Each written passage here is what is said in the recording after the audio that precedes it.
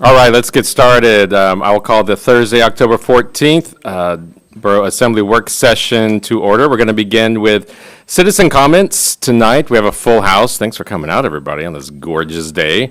If you'd like to make a comment, you can come on up to the microphone, sign in, give us your name. You got 3 minutes. If you'd like to call in, the number is 907-486-3231 or 1-855-492-9202. Is there anybody who would like to make comments tonight?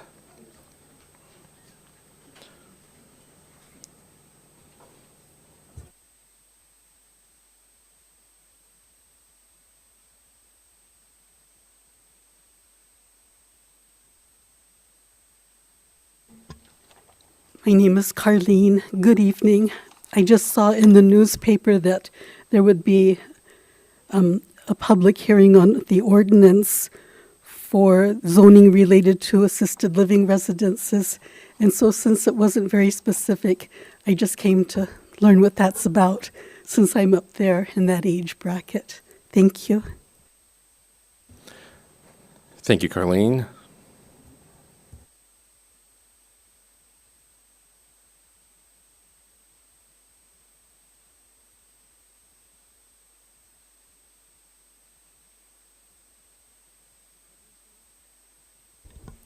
Good evening, Borough Assembly members and Borough staff.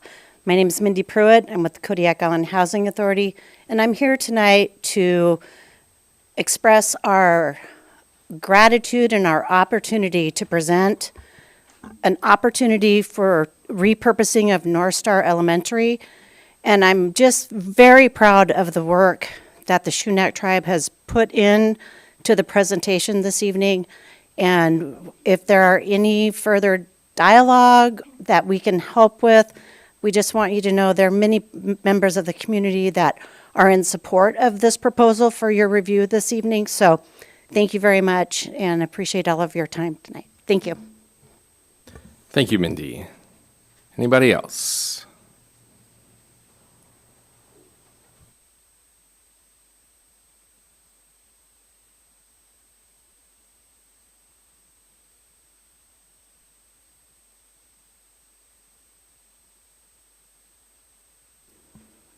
Hi, good evening. My name is Anna Dale, and I'm here to speak on the proposed expansion of a Luton daycare into the North Star building. I currently have one child attending the daycare. My husband and I are foster parents, and because I'm Alaska Native, we are an ICWA home preferential placement for Alaska Native children being taken into care. There is a foster care shortage across the state, and we typically get 3 to 4 calls a week, sometimes several calls a day, to accept children. I have lots of experience calling every daycare in Kodiak, only to be told that there are no openings and we have to say no to placements, which sometimes means that children who are taken into custody in Kodiak have to move off island, away from their home community and parents. Along with being a foster parent, I'm also a special education preschool teacher, and I have my master's degree. I've also testified as an expert witness for court in the areas of child development and the impacts of trauma on children. I've seen the teachers at Luton use evidence-based practices to teach students not only pre-academic skills, but social-emotional skills such as sharing and self-regulation. I love the cultural activities included in the curriculum as well. Elders are invited for story time. Miss Taku teaches Alutiiq, and they learn Native values. Miss April and the teachers have created a welcoming environment where children are celebrated and loved. I was very excited to hear about the proposed expansion for Luton-Chu, and I fully support Luton-Chu at least being part of the North Star building. Kodiak needs more childcare openings for our children. Thank you. Thank you.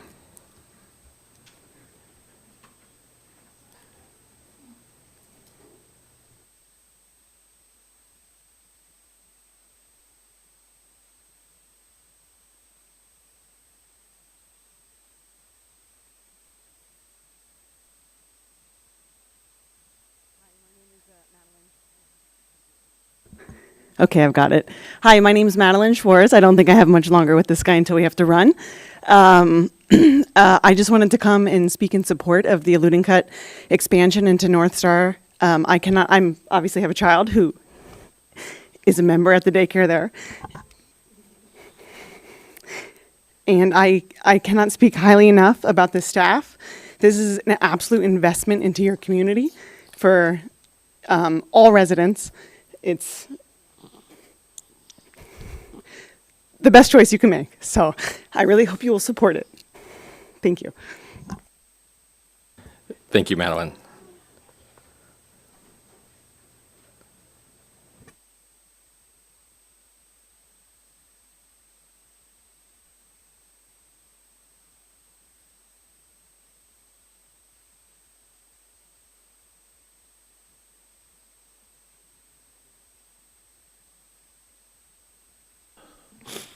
My name is Nation Sega. Good evening.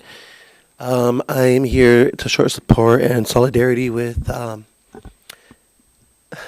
school, and I just want to say it's an honor and a due diligence to be in the positions that we are in, and we have a great team. So that's all I just wanted to say. But thank you for your time. Thank you, Nation.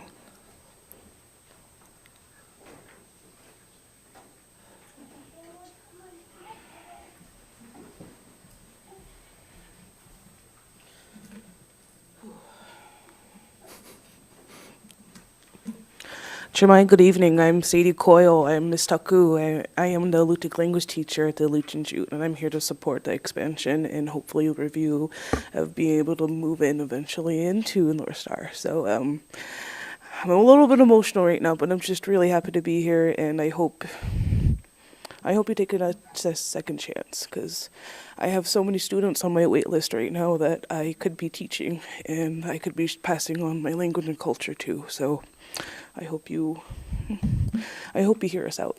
Thank you. Thank you. Anyone else?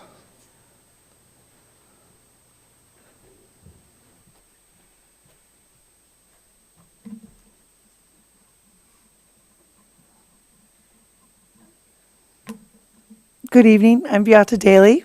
I'm the president of the Kodiak Middle School PTSA, and I just wanted to take this opportunity on behalf of our organization to thank the Assembly personally for your support and your nonprofit funding for our private pantry project and for our art mural club that we're doing in collaboration with artist Miss Bonnie Dillard. Our theme for this year is building stronger communities together. And I really can't think of a better way to start off this year with support from our borough. Thank you. Thank you. Anyone else? No phones? All right. Okay, all right. Well, we're going to move on to our agenda items. First is the Discover Kodiak report to the Assembly. It says Megan's up here, but Seema, do you want to take it? Okay. Please welcome Brock Simmons, who will be giving the fourth quarter report for Discover Kodiak.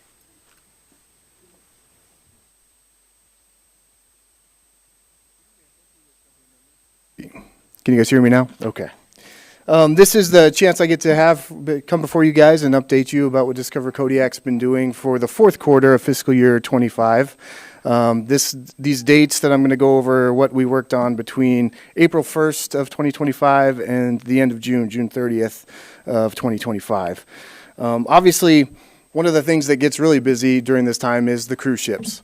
Our first cruise ship arrived here in Kodiak this year on April 29th. The Viking Venus came and ported up for the first day.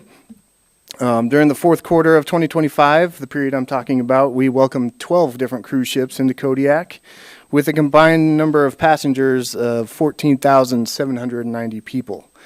We're still in the midst of our cruise ship season. We'll be welcoming another cruise ship here next Thursday. It seems like we're picking up some speed with the cruise ship industry. We also this year had members from at least one cruise ship company out of Japan that is setting their eye on coming to Kodiak starting next year. So the support of the community in the borough in providing tourism to these people that want to come and visit our lovely island is very important. So appreciate the support that you guys give us every day and the continued support that you give us into the future. Also, we've worked a lot in our office this year with different kind of website development and also social media contacts. To date, I guess I could rewind a little bit. Obviously, we launched a new website in February of 2024. To date, that website has hit the number today of 466,512 hits. So we're averaging about 1,000 hits per day on our website. And it's just I think a real benefit to our membership that there's one website that people can come check out and see all the offerings that Kodiak has as far as tourism, retail, restaurants, and different activities that can be done here.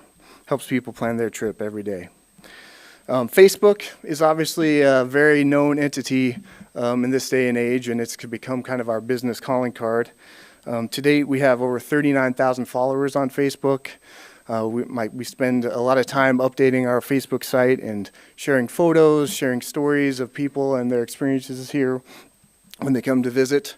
My brand manager, Sabrina Hicks, standing behind me, does most of those updatings, and I think she does a really good job, so I really appreciate her being a part of our team.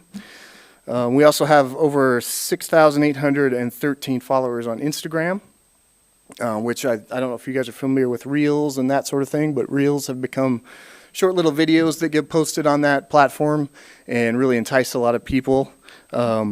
We have constantly engagement of over 60% of our engagement on Instagram are non-followers of our page. So we're getting a lot of people that we're enticing through those reels, through the experiences they're seeing to come to Kodiak and enjoy the community we have and the amazing things that we have to offer. We also, this time of year, we work with a lot of partnerships. We work with, obviously, the Chamber of Commerce. We work with the Alaska Tourism Association, Industry Association. We work with Travel Alaska. And we also started recently working with Alaska Magazine, which has featured us several times on their Facebook site. We also interact quite frequently with one of the senior editors who's decided to call Kodiak home for herself. So, and that's Michelle Thiel. She comes in and gives us a lot of support. We appreciate that. We also have to talk about our sponsorship with Alaska Airlines. It's been an honor to be the partner with them for the last 3 years. They've at least sponsored one of our events the last 3 years, and they continue to do so. They just bring a lot to our community, as we all know. When we try to leave and come back to Kodiak, we definitely need to maintain a good relationship with our Alaska Airlines providers. Membership. Membership is the core mission of Discover Kodiak. Our core mission states that we support and promote our membership businesses by advocating for and advocation for thriving in visitors industry in the Kodiak region. We currently have to date 158 members, 31 of which we've added since me and my team started back in April of 2023. I think that it speaks for our hard work. It speaks for the way that we promote our membership. We are the #1 marketing agency for Kodiak to share people outside the community and try to entice visitors to come and experience their businesses. So membership is a huge thing for us on a daily basis. Again, thank you guys for your continued support. We have a reciprocal relationship. Obviously, the more successful we are in attracting tourism to come to Kodiak, the easier it is for the bed taxes to help us fund our programs. So again, thank you guys for your support, and I'm happy to answer any questions any of you might have this evening. Thank you, Brock. We will be taking up the tourism development contract later on. But are there any questions or comments from the board? Larry. Thank you for your presentation. Yes, Mr. Liu. I had as part of my career, I spent several years in Juneau, and some days they would have 10,000 people show up. But the question is not so much the fact that they came up, is that the community really took advantage. There was a lot of entrepreneurship. A lot of people earned their living, especially young people, providing tours, selling things, very organized, but very individually based in some cases. Has Discover Kodiak ever thought, and maybe you've done this, to put on a forum about how individual people, and personal entrepreneurship, if you will, can take advantage of these tourists coming into town to sell and to find out what they need to do to have a booth, tours, but to engage the community so that some of our young people or anybody that could take advantage of these people coming in town could make some money and make a living. Seems like it would be a good thing to do. Yeah, we haven't done a forum ourselves directly, but with our partnership with the Chamber of Commerce, they have a small business group that they meet with, I think quarterly, and I've been a part of several of those different meetings.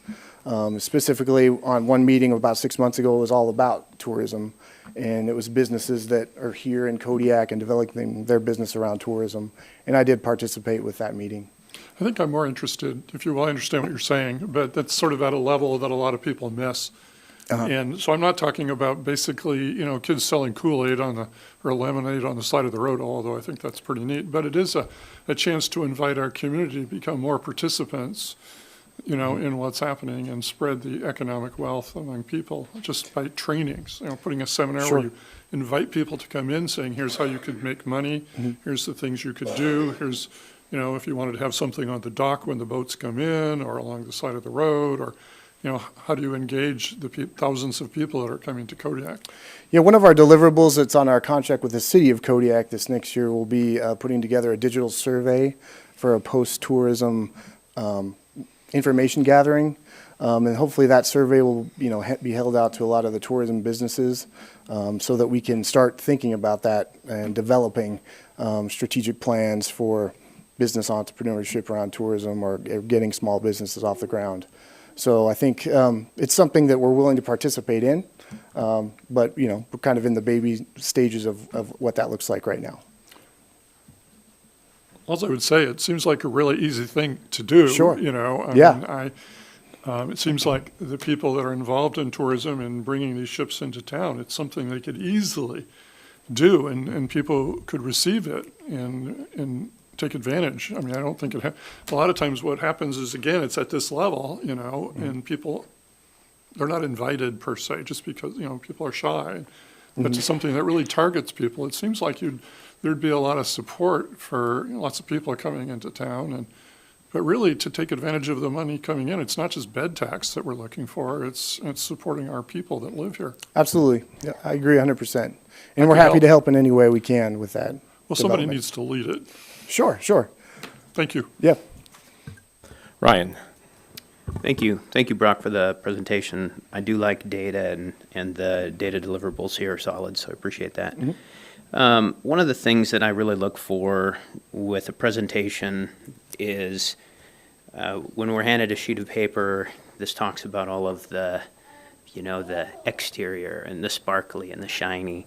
Would you feel comfortable talking about any of the issues that you're having and anything that we could do as a borough to help you overcome any of those issues, maybe not necessarily illustrated in this report?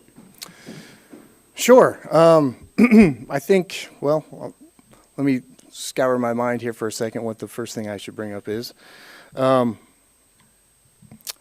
think that one of the biggest things that I see on a daily basis is communication. We have a very big break in communication when it comes to cruise ships contacting the harbor master's office, going to the port agent, and then we're getting the information last. I think that this is something I've been talking to Chris Polson with, and also Josie at the city, about just open communication when it comes to tourism. It just doesn't seem like it's a free flow. And so I think the development of certain chain link emails so that everybody's on the same page when we have tourism events or cruise ships coming in, and it's not separated out to different entities, would be very, very helpful. So open communication, I think, is the thing that in my daily routine that I see is a challenge. But I mean, that can be overcome with a couple conversations and a couple handshake agreements. So I'm hopeful that will happen and take place. The city didn't understand that we don't have anything to do with the formation of the cruise ship schedule. Basically, my staff and I watch the state website, which is constantly updated, and then we type up our own little format and send it out to our membership. So maybe also becoming part of some of that scheduling, because then we can let our membership, who includes like the Alutiiq Museum, the Kodiak Christian Museum, the Wildlife Refuge, we can coordinate those efforts all for days that potentially we're going to see a lot of tourism activities going on in our community. So again, it just goes back to communication, all be on the same page and on the same side of the fence when it comes to taking advantage of those opportunities. So what I'm hearing, what I'm going to dissect out of this, and I guess we're just going to kind of have an open dialogue, if you don't mind. Sure. We just are on the heels of approving our nonprofit funding. What it sounds like to me is, as we revise maybe our nonprofit applications, if there is a museum or public space or some form of tourism-related activity, that we could have something on that application that perhaps ties communication in with this investment that we're doing, might help solidify some of those issues. Again, I'm going to just kind of dialogue that I see Discover Kodiak as more of like a tourism bureau. I would actually go to you for that information rather than trying to pull from all these different agencies. So how could we help you position yourself into an information depot? Yeah, I think, again, when we talk about different entities that might receive nonprofit funds in the town, if there is a way to tie us together in some kind of form of communication, whether that be deliverables in a contract that emails have to be sent when different information comes in, or whether that means that we have to meet quarterly to sit down and talk about the lists of different things, items that need to be addressed and notated to make us more successful in the future. I think that potentially those things can help. That's great. Thank you very much for the dialogue. If you want me to expand, I have a couple other things. I would love to hear what other issues you might be having and how we could help. That's a very simplistic approach to maybe tying some of this together. You know, and I think one thing that is become obviously aware is our business space. We have a 520 square foot office, and at times we have over 60 to 70 people in there on a cruise ship day. We want to be a visitor center.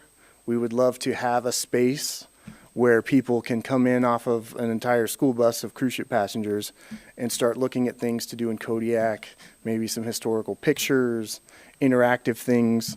It would be great in the future. I know that obviously budgets are tight and property is tight, but it would be something that I would like to see Discover Kodiak work towards in the future, is just having a bigger space to provide a bigger welcome to tourism.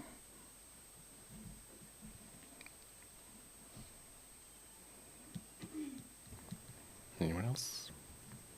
I just have one question, and I think it just has to do with scale.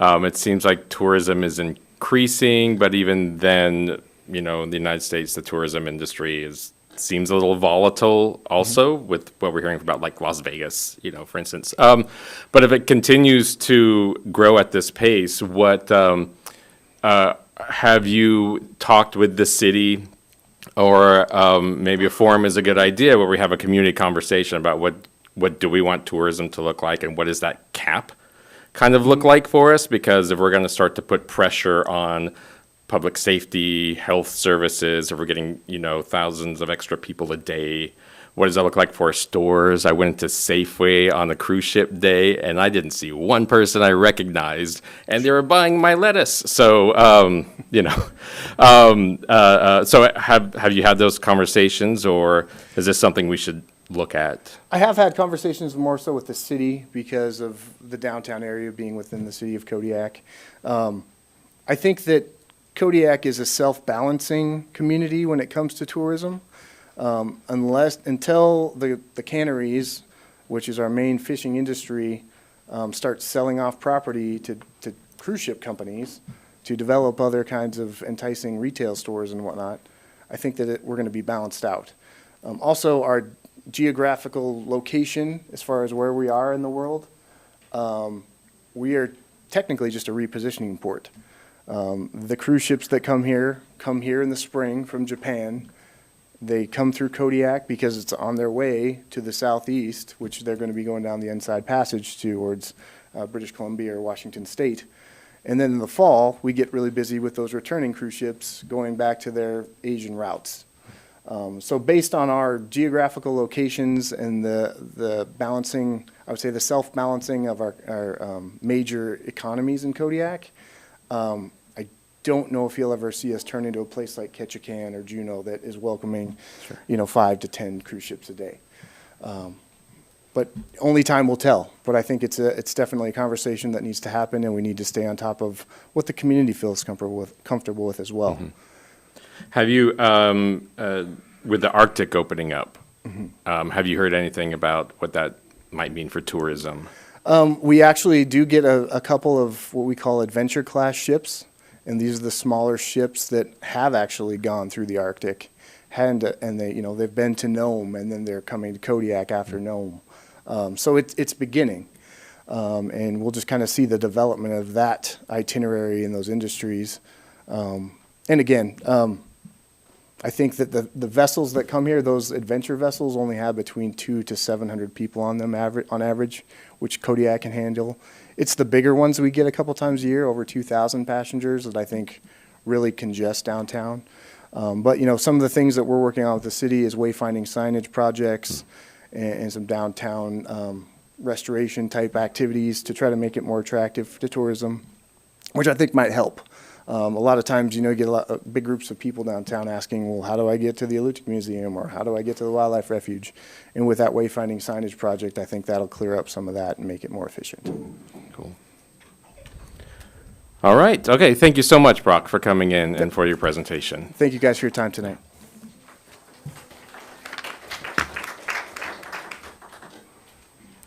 Okay. Up next, another presentation. This one from the Shunak Daycare Work Group. Seema. The Shunak Daycare Work Group has requested time to propose leasing space at the North Star facility for use as an expanded daycare.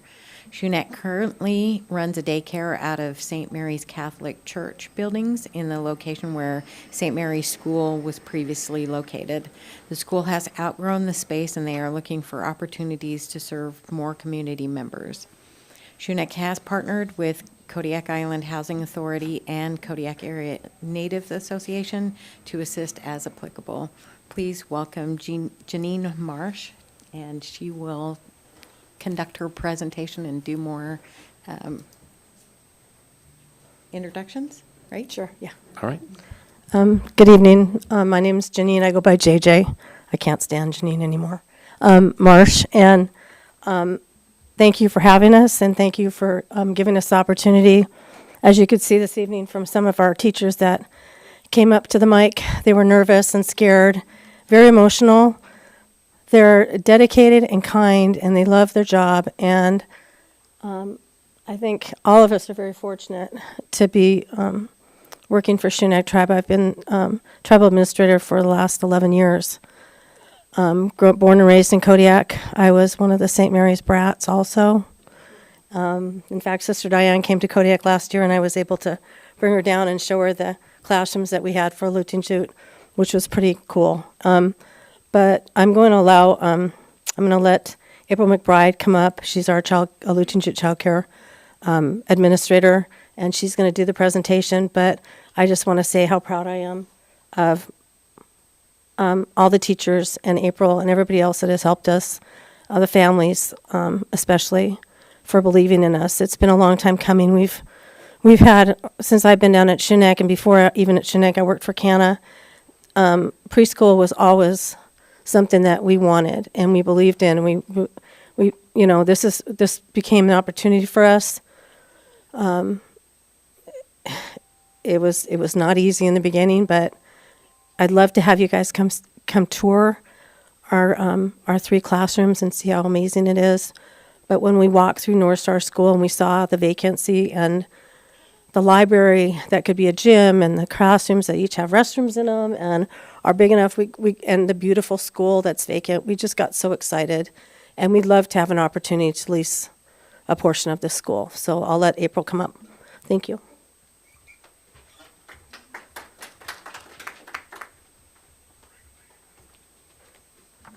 Good evening. Hello. I'm April McBride, and I was born and raised here, and left for a little bit, and then brought my 3 beautiful daughters back to raise in this community that helped shape who I am. When I was given the opportunity to start working for the Shunak tribe, I was at St. Paul Preschool, and I just saw an opportunity to step up for the community and to provide a service that was much needed in the community. And Shunak had already started that process. I stepped in, I helped to complete the licensing process, so we are state licensed. And I was able to open a preschool that helps to reflect the culture and values of the Shunak tribe and to help fill a vital need that was in our community at that time. We provide a safe and nurturing and culturally rich environment for our students. And I want to continue with that passion moving forward. And it's just an honor to be back in Kodiak and to provide this service for our community. Oh yeah, and I do have the little remote. There we go. So opening, or not opening, but expanding is a shared community need. It's not just about parents missing work, families leaving the island, or businesses struggling to fill positions. It's about our children, and it's about missing valuable opportunities for them to learn, grow, and thrive right here in Kodiak.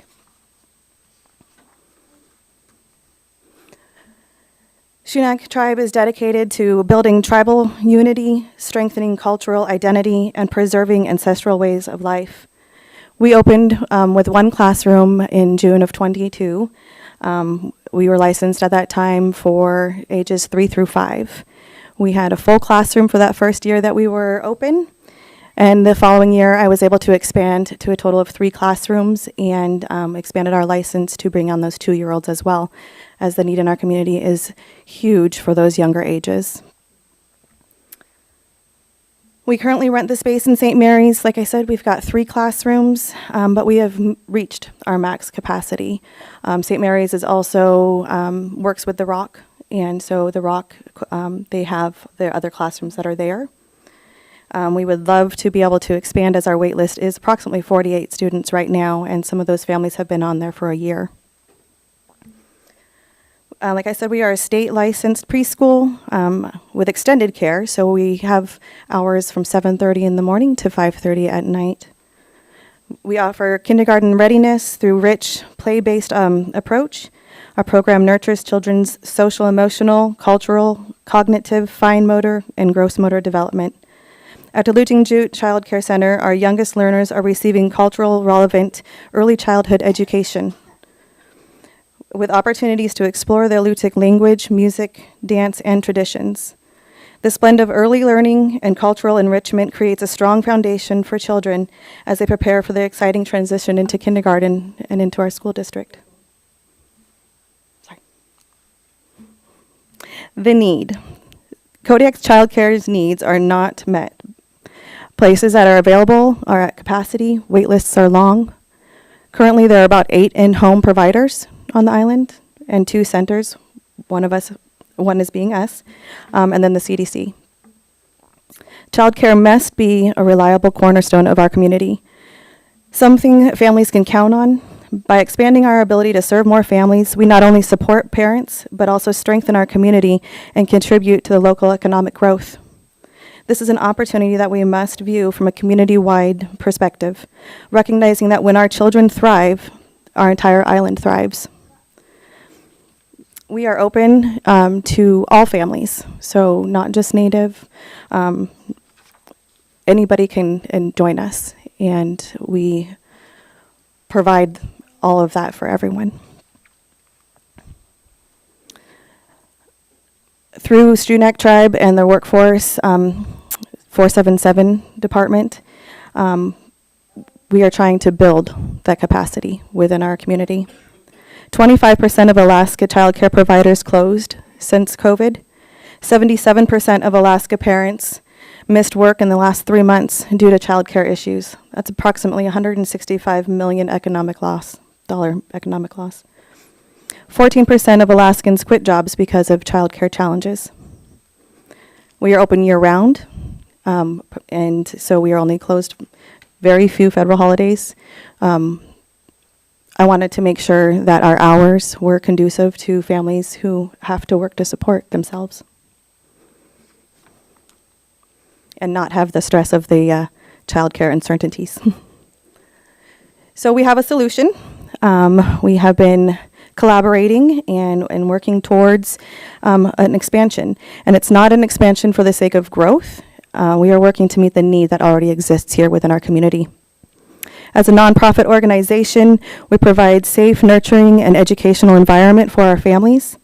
Our tuition rates are intentionally set so to ensure that whether or not a family qualifies for assistance, they can still comfortably afford to pay for quality care.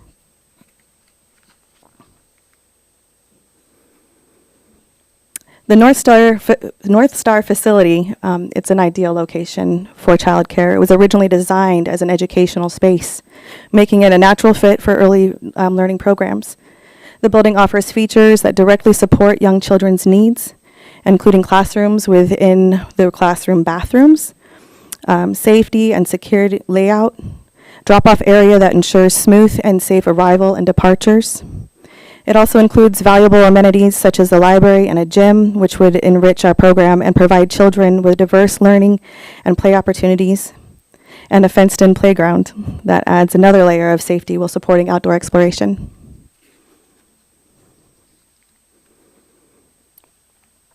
The Shunak tribe currently pays $5,000 a month in rent to St. Mary's. Tuition is set at $925 for my preschool age and for my younger ages too, and preschool age is $875. These rates cover approximately 220 hours of age-appropriate learning and care each month, along with 2 snacks per day that we provide for each enrolled student.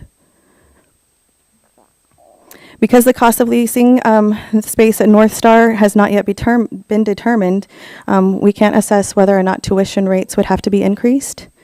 That would be something that we would have to take into consideration, of course.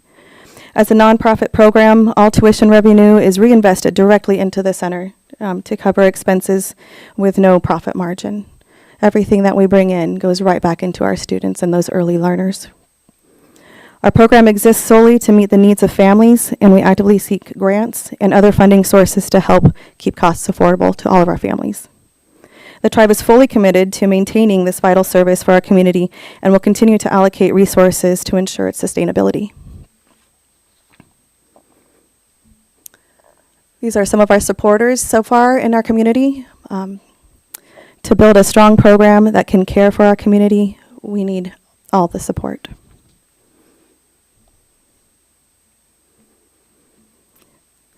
So we ask if you, as the Kodiak Island Borough Assembly, can join in the movement, support working families, strengthen local businesses, give children a safe and nurturing start in life. Our students will enter the Kodiak Island Borough School District with cultural empathy, a strong foundation of skills, and a genuine joy for learning. When prioritized, early childhood education has a profound and lasting impact on the economy, generating long-term benefits for individuals, families, and society as a whole. We respectfully request that the Kodiak Island Borough Assembly consider leasing a portion of North Star Elementary to the Shunak tribe at a rate at which supports and strengthens the child care needs of Kodiak community. By making this space available, the Assembly would be helping to ensure that more families have access to safe, high-quality, and culturally relevant early childhood education, a benefit that will have a lasting positive impact on our children and our community as a whole. Thank you.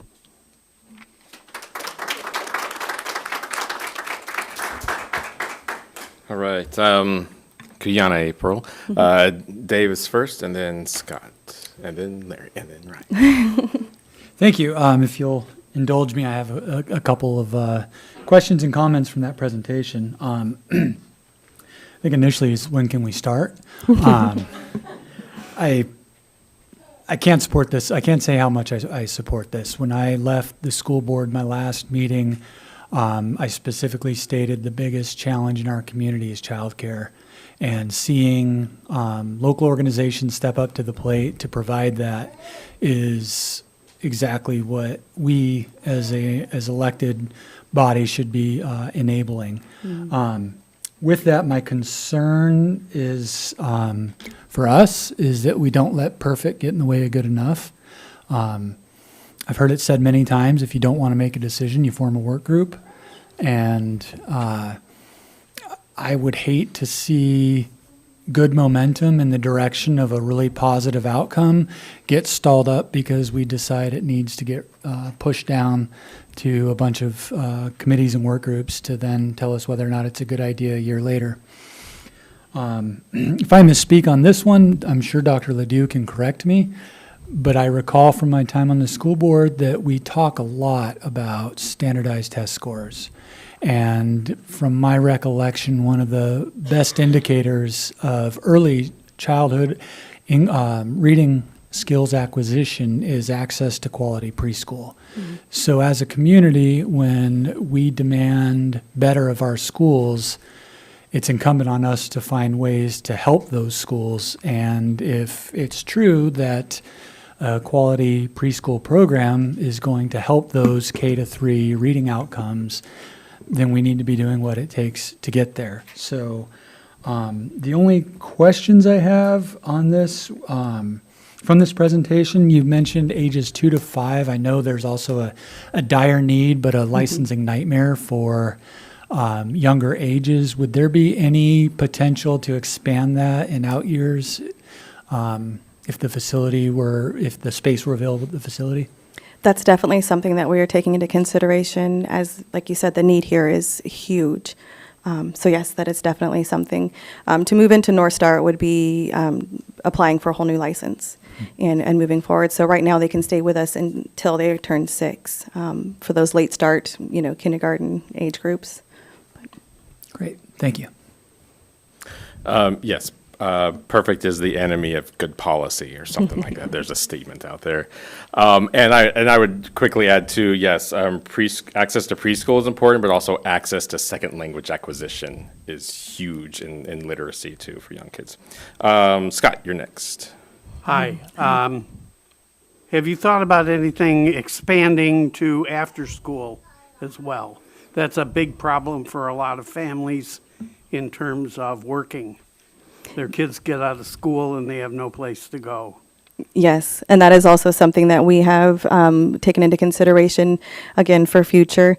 But being able to offer that environment for those students to come to after they're done in the school district, and providing that need for even that cultural relevance, the homework support, the just being, not alone at home. Yeah. Second question is, there are 2 wings on North Star that have 6 or so classrooms apiece. How many classrooms are you talking about? If I can pull the slide back up.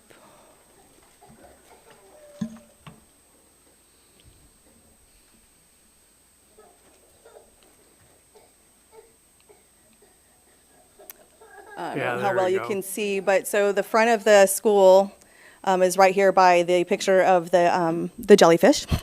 And so that wing going off to the right would be what we are looking at, the whole wing. Okay. And then the library, which is that middle center part, because the gymnasium, we are hoping would continue to be used for city, Parks and Rec or other entities that might need to step into that gymnasium, still keeping that available for the community. The library is, a big enough space that with our little toddlers and preschoolers, we could still do those gross motor activities in there. And then, of course, utilizing that amazing playground. There's also a kitchen there for preparing food. Are you going to feed these kids? So that is also something that we can look into. And the state does have a food program that we could join as far as getting some support there, and we do have to have a kitchen that is a licensed kitchen to be able to move forward with that. So yes, that is definitely something that we are interested in as well. Are you trying to partner with other groups in town in order to get students for your program? You say you have a wait list of 48. That might fill 1.5 classrooms, but there are other empty classrooms in the area you're talking about waiting for other students, and Yes. there are plenty of them in town. Yes, I think that if we were to, be able to move into North Star, I could feasibly fill 5 classrooms right away. Moving forward, once we were there, the space was available, I definitely feel like more families would come out of the woodwork and give us a call. I think so too. Thank you. Larry. I remembered this time. My wife always tells me I forget to turn the microphone on. Well, thank you for your presentation. It certainly brings a lot of joy to my heart to see the building being utilized. The community of Kodiak voted to spend $10 million to build North Star Elementary, and they built it such a way that they could add on 6 more classrooms. I know a lot about the building, but it was built for kids, and our community paid for it for kids, not the school district. The borough, the citizens of Kodiak voted to build it. Today, if we put up that building, it would cost us over $30 million if we did it today. So it's an incredible asset. Any dialogue to sell it that I've heard doesn't make any sense to me, because we're going to grow. I believe that. We are going to grow. It's just the most wonderful place in the world to live. All you have to do is to look at 115 degrees in Phoenix or anywhere else. This is a great place to be. And we're going to grow, and to sell one of our biggest assets for, somebody said $7 million is ridiculous. The other thing is, what people said tonight about reading instruction and language development is all true, but the reason early education, I believe, is so important, and what you're doing is so important. And I think most parents will understand this, and most teachers especially will understand this. If you see all the kinders coming in on the first day of school, they're happy. They don't care about anything. Everybody's their friend, and they're excited. And I used to say maybe they look at someone's lunchbox or something and feel different. But and the first thing that we do is we assess them. Some of the kids can stand in line. Some of the kids can write their name. Some of the kids know how to say hello. Some of them can name their colors or count to 10. And what happens with kids as we start assessing them is that they develop a self-attitude. They sort of develop an academic or social academic hierarchy of where they fit in. And those kids who know all those things have all been to preschool or they've had intensive instruction. The kids that have not don't know that. And so by the time they get out of there, they've already figured out where they fit, and it stays with them. Early learning for all kids sets the bar equally for kids. So when they go into school for the first time, they know how to stand in line. They know how to do all those things that many of you take for granted because many kids can't do it. And it's critically important. Everything from prison to reading is all related to early learning. The data is clear. We need it, and it's hard to do.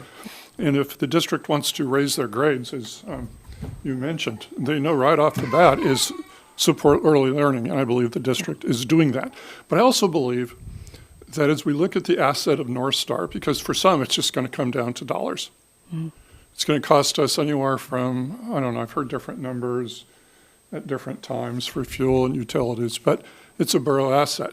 And even if the borough put $100,000 of tax dollars in, which are hard to find, to tell you the truth, into maintaining the facility for 10 years for $1 million, and then we need it, we have a $30-40 million asset that we have readily available. And so I like it's early, it's cultural, it's planting trees, which is my business. It's working with, the little ones. Couple of things. If you partner with the school district, there's an incredible amount of grants available with school partnerships with early learning. Abby Hensley Do any of you work with Best Beginnings or Abby Hensley? There's a lot of money out there to support this. Part of my job when I was commissioner was to manage early learning programs around the state, and there's an incredible amount of money available for those kind of partnerships because they're looking for communities to work together. And Abby could help you, and there's different organizations. The other is maybe you could think about, and you probably already have, because is doing a training program, because as you mentioned, the licensure for early learning workers is really complicated, and it's very expensive, and it's very onerous, but probably maybe necessary.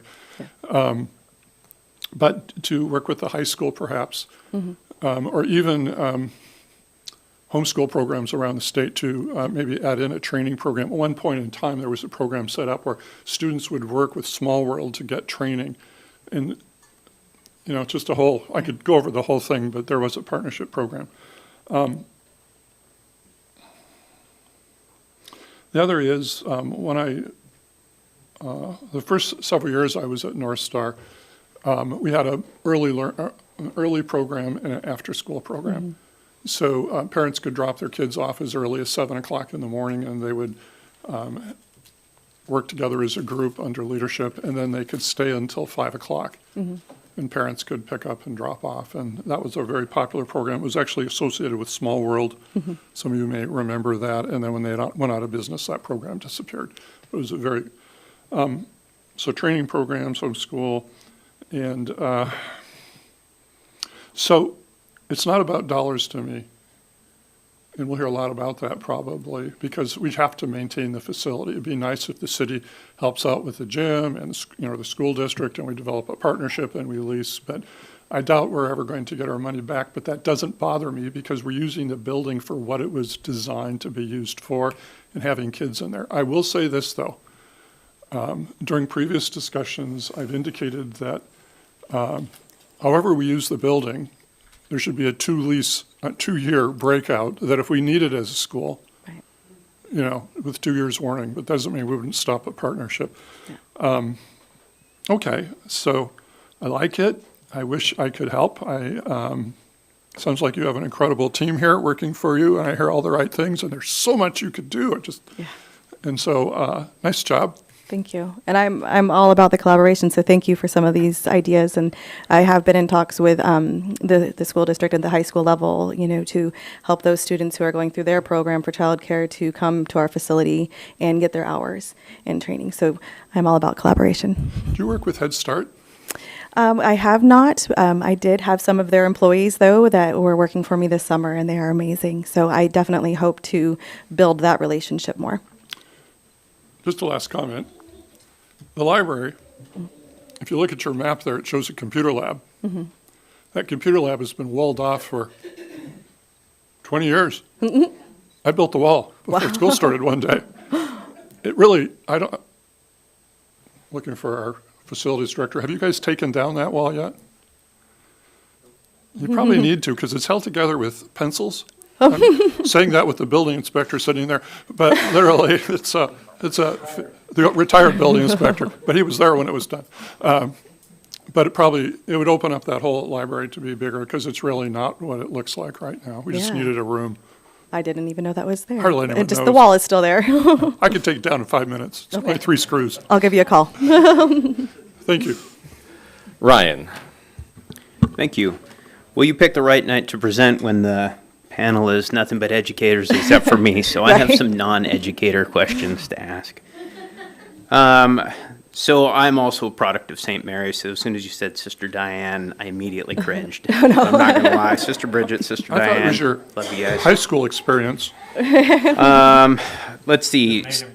So you had mentioned something about a 477 permit. What is that? The 477 department of SHUNAC. It's the education and training department within the SHUNAC offices downtown. Okay. They help do lots of different programs in town with the youth, training for the adults, and trying to support the families within the tribe. Perfect. JJ, so I even wrote this down. If JJ's involved, we will succeed. So,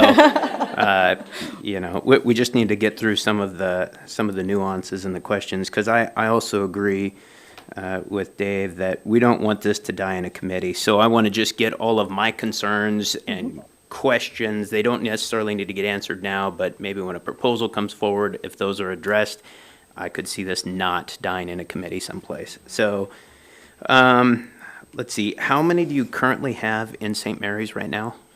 We have 3 classrooms, and I am licensed for up to 60 students. Right now, I have got 32 currently, and we'll have about 8 or 9 students going off to kindergarten, and that will enable me to bring in some more students. So Not 30 enough. 32 now, 48 waitlisted, so 80 kids total, and we're looking for space for 72. So we're going to go into still a wait list scenario if you're going to put 72 here? Possibly. So it depends on the square footage of the classrooms. I have to have, oh gosh, what is it? 3 square feet per student in the classroom. And so it just depends, like there's one classroom that's open, so like 2 rooms could be one big classroom. Some of the classrooms, I think room 4 is a much smaller size classroom, which where maybe I could comfortably put like 6 very young children in there. So it just kind of depends on the layout. And then room 7, I was kind of looking at it as my office, so that wouldn't be as a classroom. So this brings to question, so some of the concerns that I have is, should we move forward with this? This does limit the option for other tenants in the facility. And so bearing that in mind, my question that I do not need answered right now, just something for you to consider, is what would it look like for you guys to go to critical mass to fill the spaces, so that we don't have to worry about another subtenant in the classrooms, and then what that looks like for an integration. So that's one. The other thing, and I will say this until I'm blue in the face, the Kodiak Island Borough is not very good at maintenance. And so one of my largest concerns is that anyone that takes over the facility would need to have some sort of a maintenance program in place. We're just not necessarily equipped to maintain the facilities at a day-to-day basis, but we're getting pretty good at capital improvements because we've deferred maintenance for so long. I say that tongue-in-cheek because that's not the way it's supposed to be. However, that's the reality of taxpayer dollars right now. On the last slide, Nova, can you get to the last slide, or somebody get to the last? Okay, right there. Oh, this one? Yep. Supporters in the community, what does that mean? Are these organizations that are giving you guys funds, giving you guys compliments? I mean, what? This is the people that we also have Providence, Brecken, and I think a few others that we didn't have time to add on. These are ones that have employees that need childcare, that will be willing to utilize our childcare. So yeah, Canada is a big one. Canada's, they actually did a program a few years ago, and the CARES funding was there, that they supplemented their workers, I think it was like $500 a month, so they could help them out with childcare, because they had employees coming in that didn't have any childcare and didn't have the funds. So, but we also have, our Native organizations too are very supportive of our tribe. Natives of Kodiak is Shunak's tribe, so yeah. And of course, Mindy with Kodiak on Housing has been a big supporter. Yeah. So supporters and potential collaborations. Okay.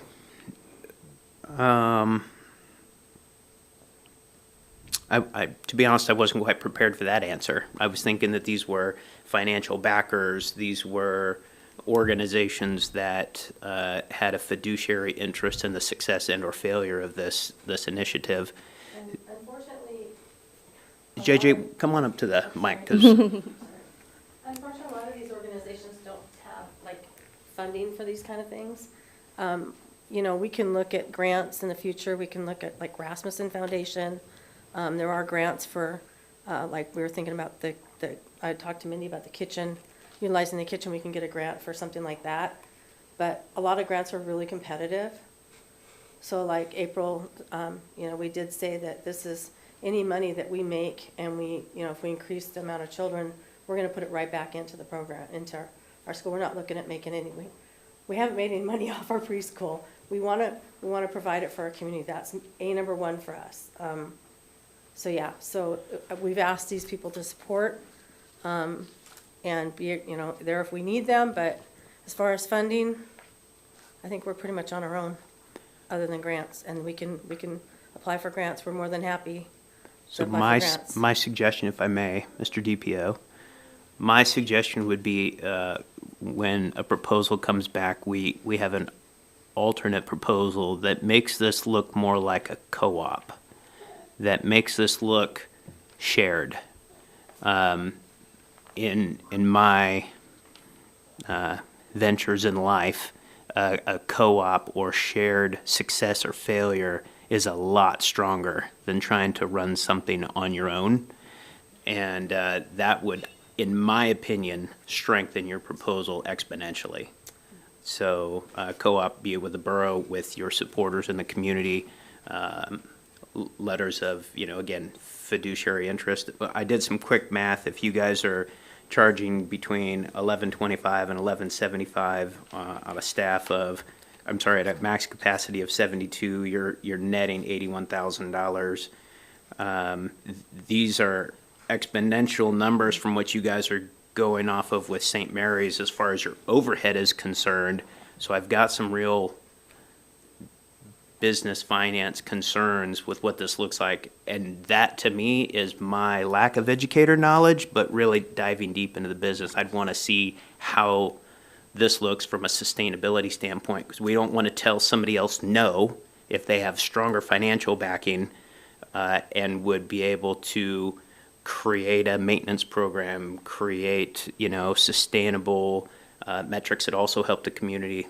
So there's a lot that goes into this from a business perspective that would satisfy my curiosity. That's all I've got. I appreciate the time and great job on the presentation. Thank you.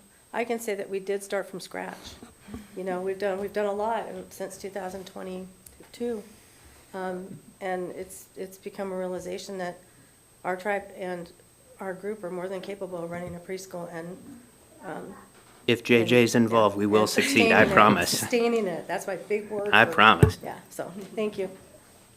Larry, I have you down, but Seema asked.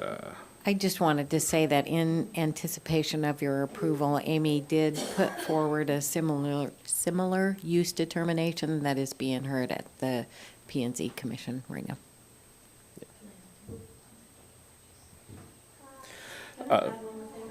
Absolutely. So, the one thing I forgot about, the big thing is Kodiak on housing. Chinook Tribe has money in Kodiak Island housing. So we're allowed to use a certain percentage of funding for children who are eligible for, like if we have a Chinook child that's eligible for Kodiak Island Housing Authority, or the parents, and they've done loans or they're in the programs at Kodiak Island Housing Authority, we can actually use a percentage of funding for each child towards our preschool. So that's another one. And we're working on the numbers right now, but, so, yeah, just wanted to put that in there. I went back to Mindy and went, oh. I have a couple of things before handing it back to Larry. I have a few things. My sister-in-law is a kindergarten teacher, and she had a kindergartner last year that had come from the preschool, and they were going over numbers, and this kid started counting in the LUTIC, and she turned it into this, enrichment moment for the entire class, and that's like, this is exactly what the democratic project in public education and education is that kind of education through enrichment. And side note, sign me up to teach some theater games with these kids. That would be fun. I got some stuff. Okay, serious things now. No. So have you, Larry was talking about partnership with the school district. Are, like in future plans, have you thought about charter school? if you want to, go into kindergarten and primary grades, that's a whole other thing. My wife can help you out with that. But that might be something, again, not anytime soon, but something to look at for future development. This clearly fits within the borough powers, education and economic development. So I think we're on good standing there. If the concern about other tenants in the building, I think I brought that up at our last work group. And I mean, if Larry Ledoux can build a wall out of pencils, then I think that is something to consider, though, to think about. One thing that we haven't really talked as a body is we don't have a long-term plan with the school district for how we use these buildings for facility use. We have Main and East that are much older than North Star, but again, right, we don't want it perfect to be the enemy of any of this. But I think this is a good place to start to encourage those conversations with the school district about it's not that we're necessarily bad at maintenance; we're just bad at planning. We haven't been doing that well either. I think if this is going to be kind of a similar use and a lease contract, I personally don't want to get into the weeds of your business plan necessarily. I'm not interested in that. Others might be interested in that, but I don't know if that's really necessarily within our purview, but we can talk about that.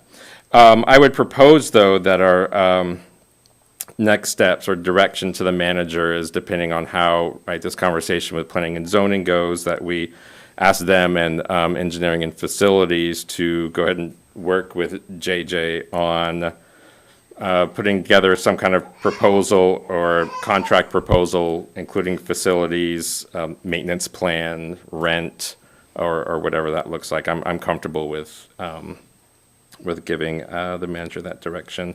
And then also encouraging the manager to work with the school district on an overall plan for the school facilities anyway.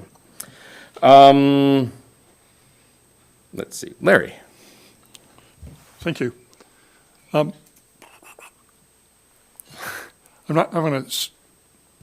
always rely on Assemblymember Sherritt to talk about business because he knows it well and sort of sets us down.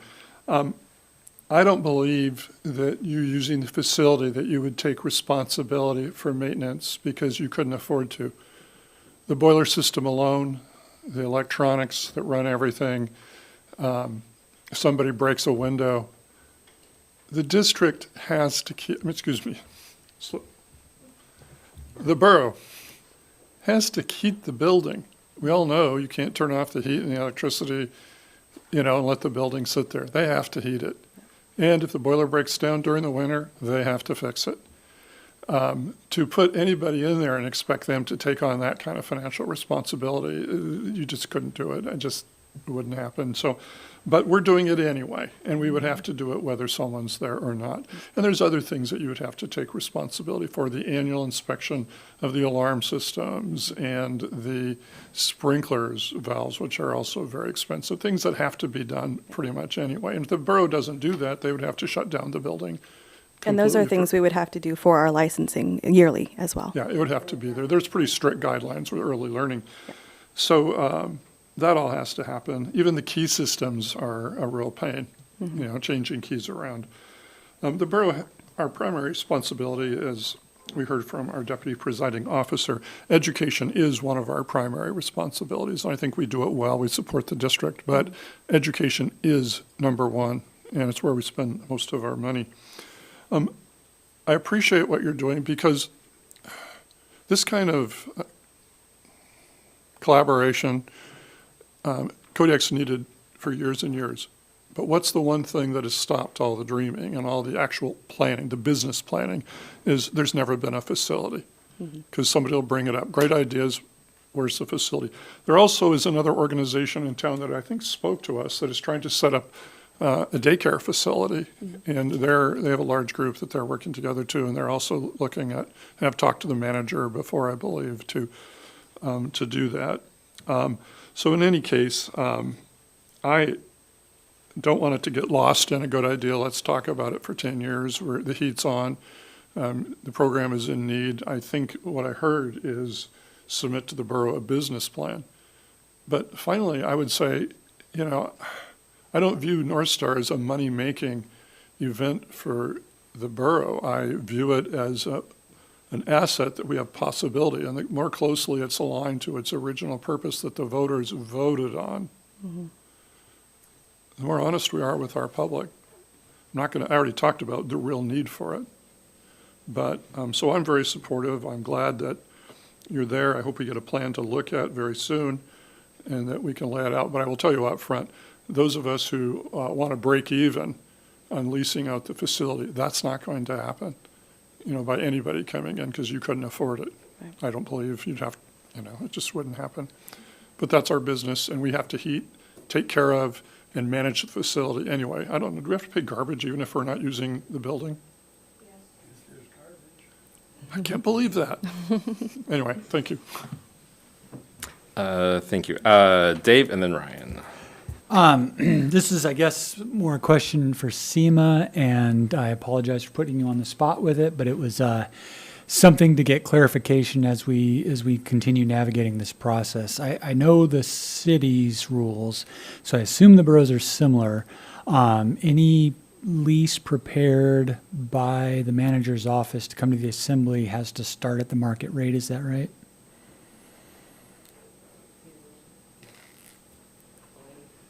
I'm sorry, I don't know that. Yeah, and But we have finance and E and F Yeah. and everybody's here, so. So I'd have to check, but Title 17 or 18 does require any disposal of property, which leases a disposal of property, does have to. But I do know that you can suspend the rules when you, by ordinance, to change that for special circumstances. Thank you. And that was what I wanted Yeah. to point out was just, 'Cause we've done that before. I just didn't want the initial sticker shock of what market value comes out at to be, because that, the manager's office isn't going to have the authority to negotiate that lower. That's up to the assembly to make a decision on.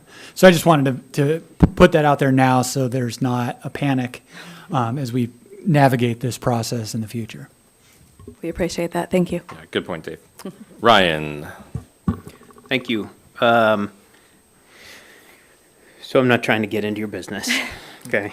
I have enough of them. I don't need to get involved in any others. But I do need to, again, bring the reality check to this is we as a governing body already have a taxation model in place through the public education system that we fund through taxpayer basis. It would be unfair to ask the public, those again without kids in the school system, to again support another form of taxation or augmentation to provide for 72 other kids. I don't think that that's fair. I don't think that we'd be able to pass the red face test. I have to re-emphasize what a co-op would look like for facility sharing, maintenance sharing, sprinkler head replacement. I just really encourage you guys to explore that route for all the reasons that you heard today through excess cost. And Mr. Ledoux is correct. We do have to heat the building. There's a big difference heating it at 50 degrees and heating it at 73. There's a big difference between water dripping out of a faucet to prevent freeze and using several thousand gallons. So there is exponential usage costs that go into a decision like this. And so I just, again, I would caution you guys to think outside the box, knowing the objectives of smart taxpayer basis and looking at what is this going to cost the taxpayer and what does the public look we represent the public. There's some confusion that there's self-interest up here, but in reality, we have to represent the public in transparent spending and fiscal management. So I would just take all those things into consideration and put. Do all this bullshit.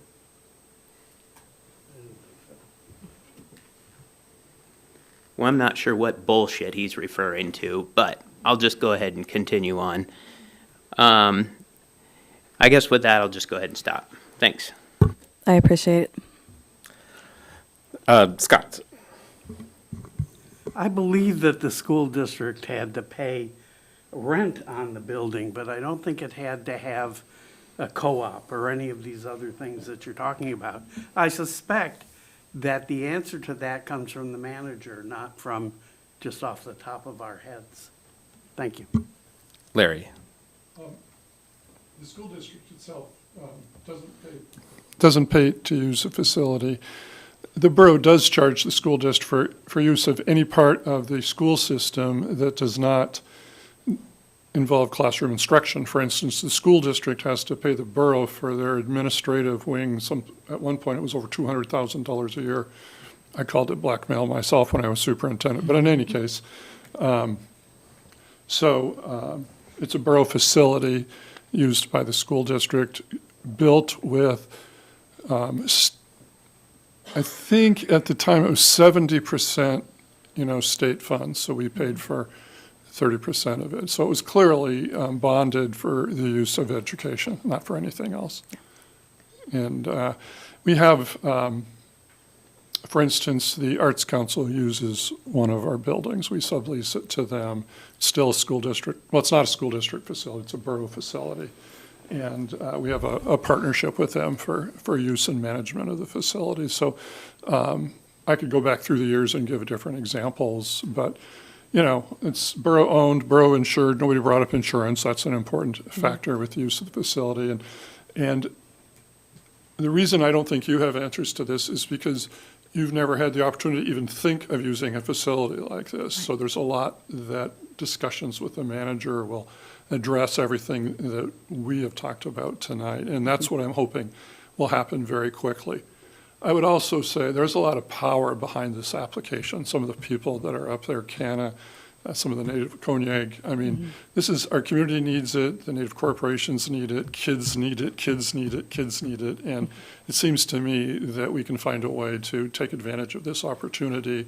And now that that's a possibility of using the facility, now you can perhaps go into all of these other areas to resolve, any legal issues that might take place. We do have the ability, though, to lease for specific purposes. And since education is our probably number one responsibility by law and by Constitution, it's a good thing to do. Thank you. Thank you. Okay, I think that's a good place to end.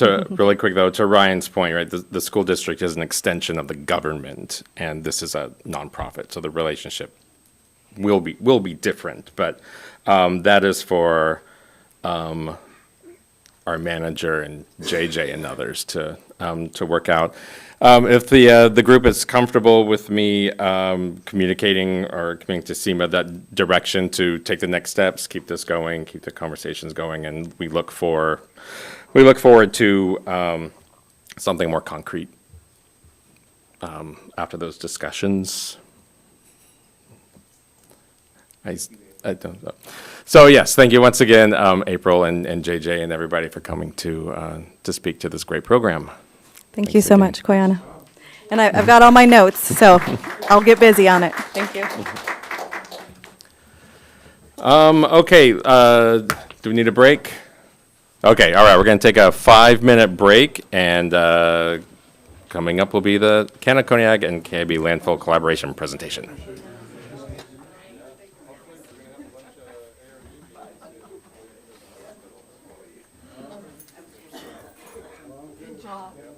When I was a little girl, we lived in Rango. I was 6 or 7 years old. 1957.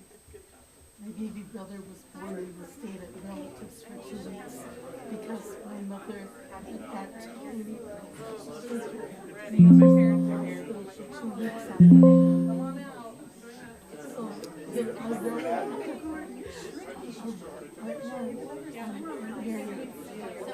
Larry.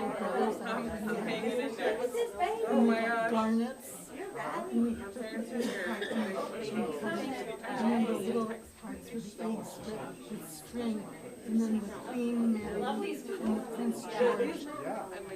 Queen Elizabeth, the Queen Mary and the Prince George would come into Bengal and sell our little garnets from 5 cents, 10 cents, 15 cents to the tourists. But yeah, so I'm like, come on, baby. Yeah, me too. Oh, I mean, you have the Beartown Market, they try. But only they only do it for the larger Christians. You know, so.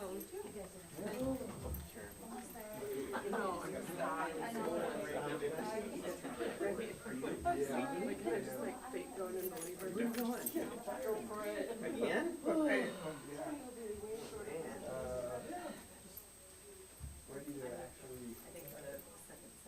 Thanks again, Brock. Well, second. Kind of like having a familiar face. Somebody that And kids, oh my gosh. Literally. As soon as they left, people start cussing. Maybe we need a grandson here or there, I can bring one or two every now and then. I can force my 10-year-old to come and sit back here. Maybe what he promised he's not going to. Yeah. I'm in the same boat. Nancy and I are like, We're excited. calculating what's going to happen. Finally got all my PA stuff taken care of, so now we're driving down. It's better for the It's a green light. Oh, nice. Let's go. Nice. Well, we know you guys have lots to cover, so. Yeah, that's right. Thank you for joining us, Patricia. We really appreciate it. There's still some. Yeah. And now there's a breeze. And now there's a breeze. That means you have, that means you can keep your. Am I feeling good? Yeah. Yeah. Yeah, that's perfect. Okay. You'll see. Mindy. How are you? Good. Thanks for your help tonight. And what's your name? Sabrina. Hi, Sabrina. Hi, Jay. Nice to meet you. All right, cool. Well, good luck, man. Yeah. Get somebody that is good.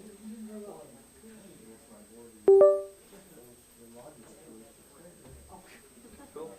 That'd be great. Good. Right on, right on. Well, yeah, keep bringing her to these meetings then, and that way you've got some robust support when the transition occurs. Yeah.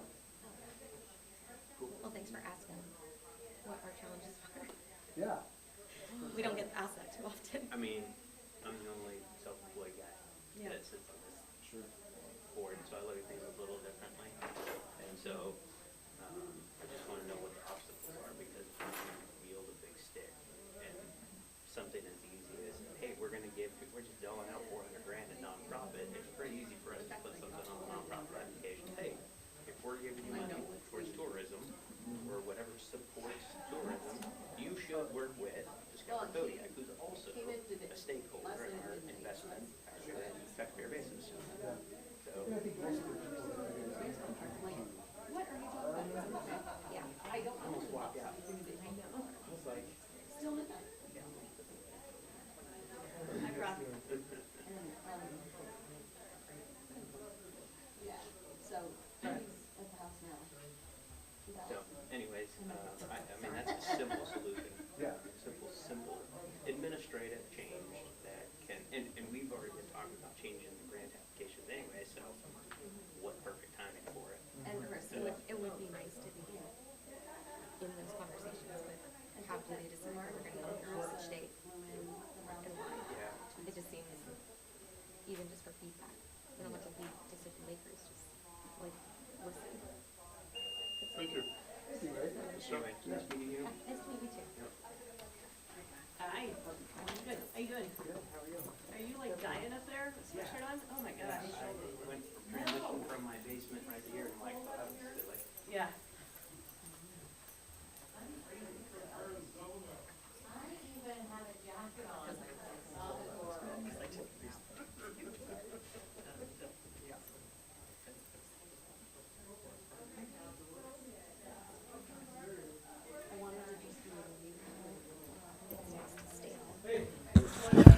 All right, let's bring it on back. Bring it on back.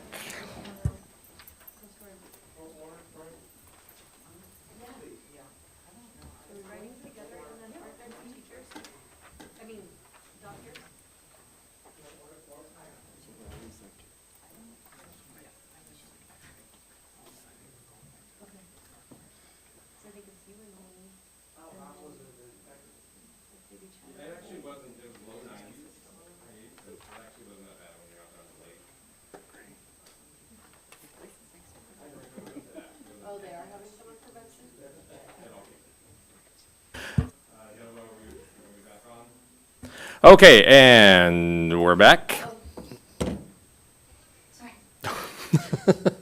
Let's see, up next, all right, presentation of CANA, Kodiak, and the Kodiak Island Borough Landfill Collaboration for Elder Services Project 2025. Seema. Thank you. So each year, CANA and Kodiak collaborate to complete a community service project focused on supporting and giving back to the Kodiak community. For this year's project, the emphasis was placed on elder services in direct response to feedback from elders who expressed a need for assistance in decluttering their homes and removing unwanted items. A critical component in the project involved hauling these items to the Kodiak Island Borough landfill. We are especially grateful to landfill staff whose support and coordination played a significant role in the success of this effort. Patricia Valero, KIB's interim project manager, is here to introduce the presentation. Good evening. I just wanted to say a big thank you in front of all of you guys to the landfill staff. Not every event is perfect, but they are so adaptable and they really helped make the day as successful as it could have been. And then talking with the groups that did things, we decided that it would be a really nice idea to have them come and present the success of not only their success with the effort, but the community success. So I'd like to introduce Cassie Keplinger from CANA. As I draw. So I think this should be on a loop. I don't know if the presentation is or if I have to. I'll just sit and click. Yeah, it's just pictures. I don't have any slides. And I will, I'm going to correct you, Seema. This is the first year CANA and Kodiak have come together to do this project. So I have a little background on how Kodiak has done this project in the past. Unfortunately, Katie Hughes is not able to join us tonight, but I will speak on her behalf. So on July 24th, Kodiak and CANA came together for a very special community service project. So for the past 9 years, Kodiak has proudly hosted an annual community service project. Each year, both the projects and the number of volunteers has continued to grow. The initiative began as a way of Kodiak's board of directors to give back to the community here in Kodiak. Their very first project took place in Larson Bay with just a handful of staff members and some of their board members. Since then, it has evolved into a tradition where top performers from Kodiak's subsidiary companies earn a trip to Kodiak to participate. So Kodiak has different companies across the nation, and they take their top performing employees from those companies, fly them up for a whole week of activities, and one of them being, let's give back to the community. Over the last 5 years, they've had more than 60 volunteers join in each year to make these projects possible. In past years, their efforts have included graveyard cleanups in the villages, and in town picking up trash on Woody Island. Last year, they went to dig a fognac for the day to help with painting, chopping wood, and other chores. Projects that have always been deeply appreciated. But this year, they wanted to take a new approach, something more personal, more direct, and more meaningful for the people who hold such an important place in our lives, which is our Alaska Native elders. So after many conversations, between a few of us at CANA and Kodiak, did it end? Oh. We decided that working with our elders in the community would be a really good way for these volunteers to give back in a meaningful way. So we at CANA directly reached out to elders living in the city of Kodiak, asking, you know, what kind of household projects would you like done? We gave them a list of what they could choose from. And the response was very heartwarming. 21 elder households signed up for help with a variety of projects. Everything from yard work, as you could see, gutter cleanouts, organizing garages, hauling items to the dump, cleaning cars, washing windows, painting, even hosting a bingo game up at Heritage Heights through Kodiak Island Housing Authority to make sure some of those elders felt included. The smiles and gratitude we saw that day reminded us all that sometimes the smallest task can make the biggest difference, especially when they allow our elders to feel more comfortable, cared for, and connected to their community. We also, you know, we had some volunteers that maybe didn't want to go into home and help, so we knew our village elders deserved to be a part of this effort too. So we had volunteers prepare and send out Banya gift bags to each elder household in every village, which was just a gesture to remind them that they are seen, valued, and loved. Many hours and coordination went into this project, and we want to express our sincerest gratitude to the Kodiak Island Borough for waiving the dump fees for this project. I'm not sure how many pounds went out. I don't think we got that number, but I know there was a significant amount of, you know, old appliances that needed to be hauled out, oil drums. I think we even had to deal with some other things that talking to the guys at the dump, I was very grateful for them. So this project was about more than just completing chores. It was about honoring tradition, strengthening bonds, and showing that our elders remain at the heart of who we are as people. By the end of the day, the sense of connection between the volunteers, Kodiak, CANA, and the community was stronger than ever. So we just want to, you know, look at this and carry it forward, and just service that is rooted in respect, care, and the belief that when we take care of our elders, we take care of the whole community. That's all I have. Very short and sweet. Great, thank you. Yeah. Any questions or comments from the board? Dave. Thank you. I'll be very brief. I just wanted to thank you for the presentation and for the project. That's a really great thing you've done for our community elders. I think it speaks somewhat to, I guess what I see as my philosophy of government, which is that, you know, anything that can make money, somebody's figured out how to turn into a business, and government's stuck with the rest. So yeah, our landfill's not going to make money, but waiving landfill fees so that elders can get their yards cleaned and old appliances removed is I think a righteous use of a few taxpayer dollars. So thank you. Yeah. Ryan. Thank you.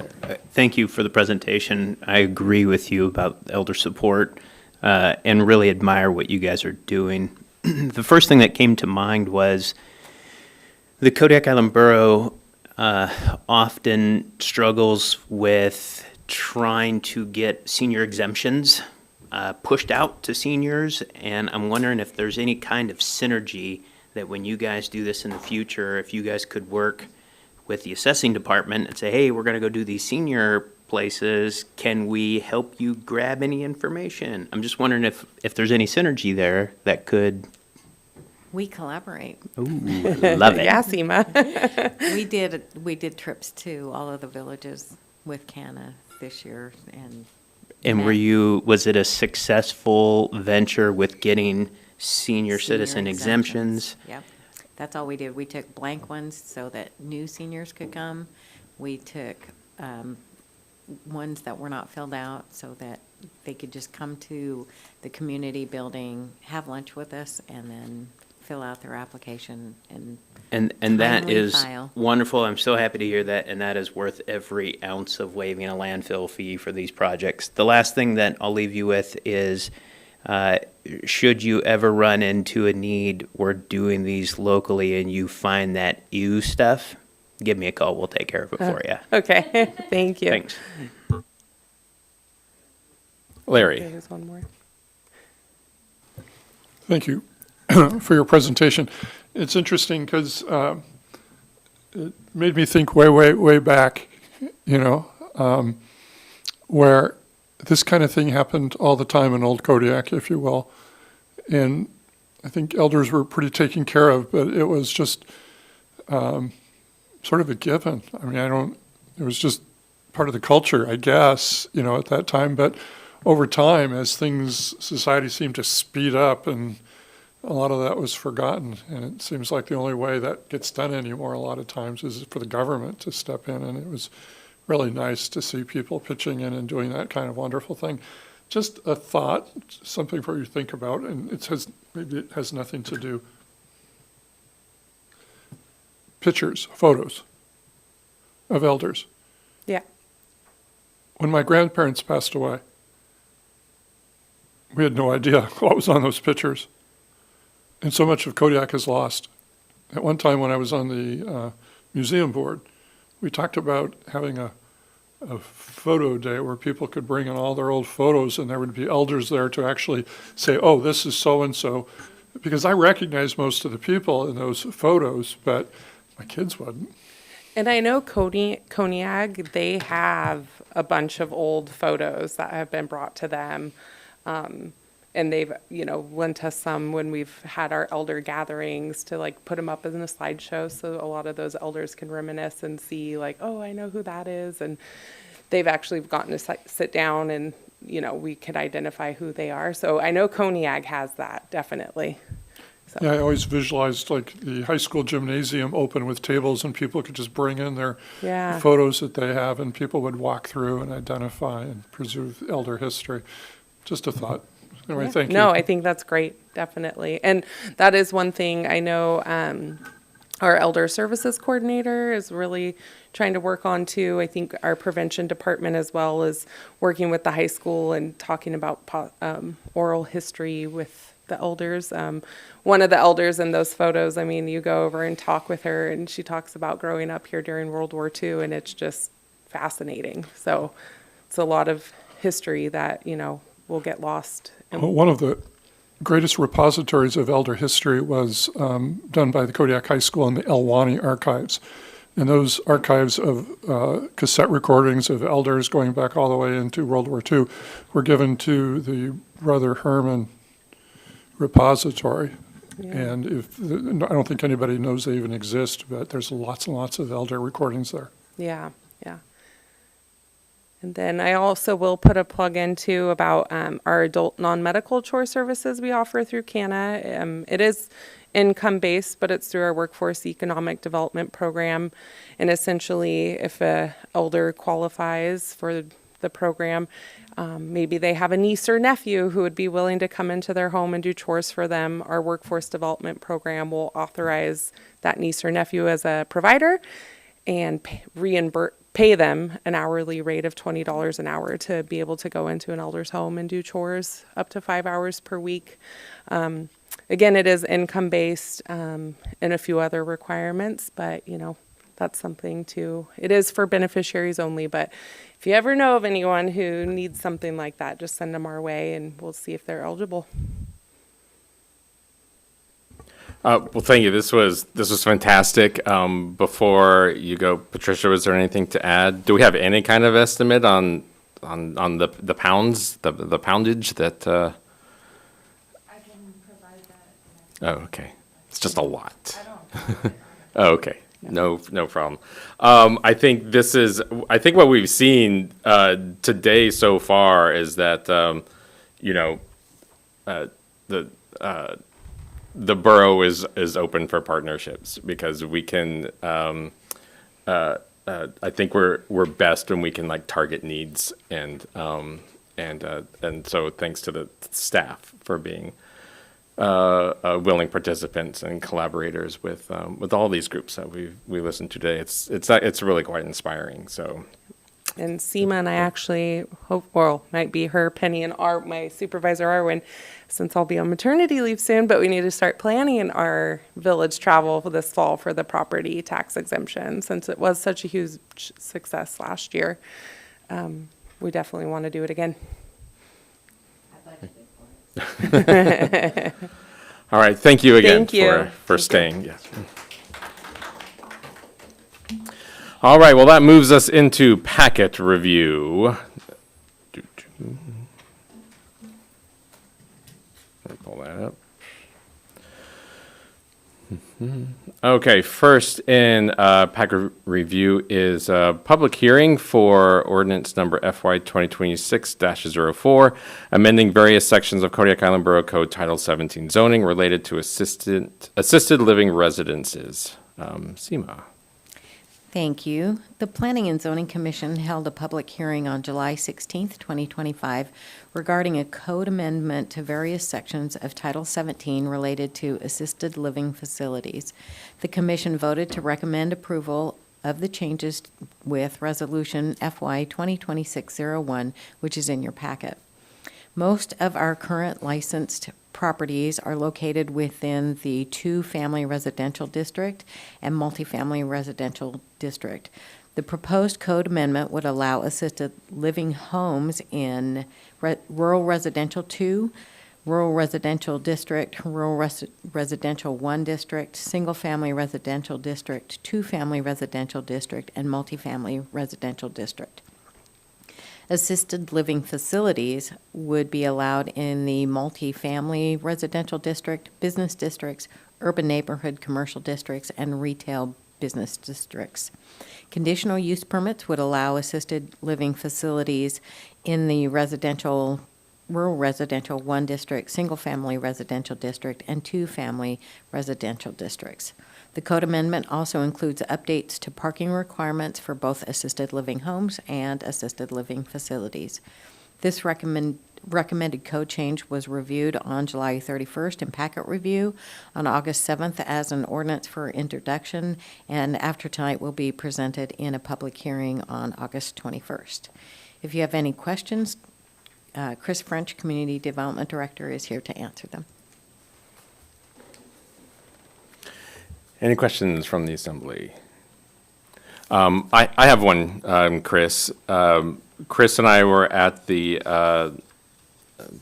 Housing Action Plan Steering Committee meeting this morning, and Chris, you had brought up that I think one element of the housing issue here is a lack of housing for seniors. Is loosening up or clarifying these definitions, is this a step towards that? It's certainly helpful. I mean, we do have 10 licensed facilities through the state.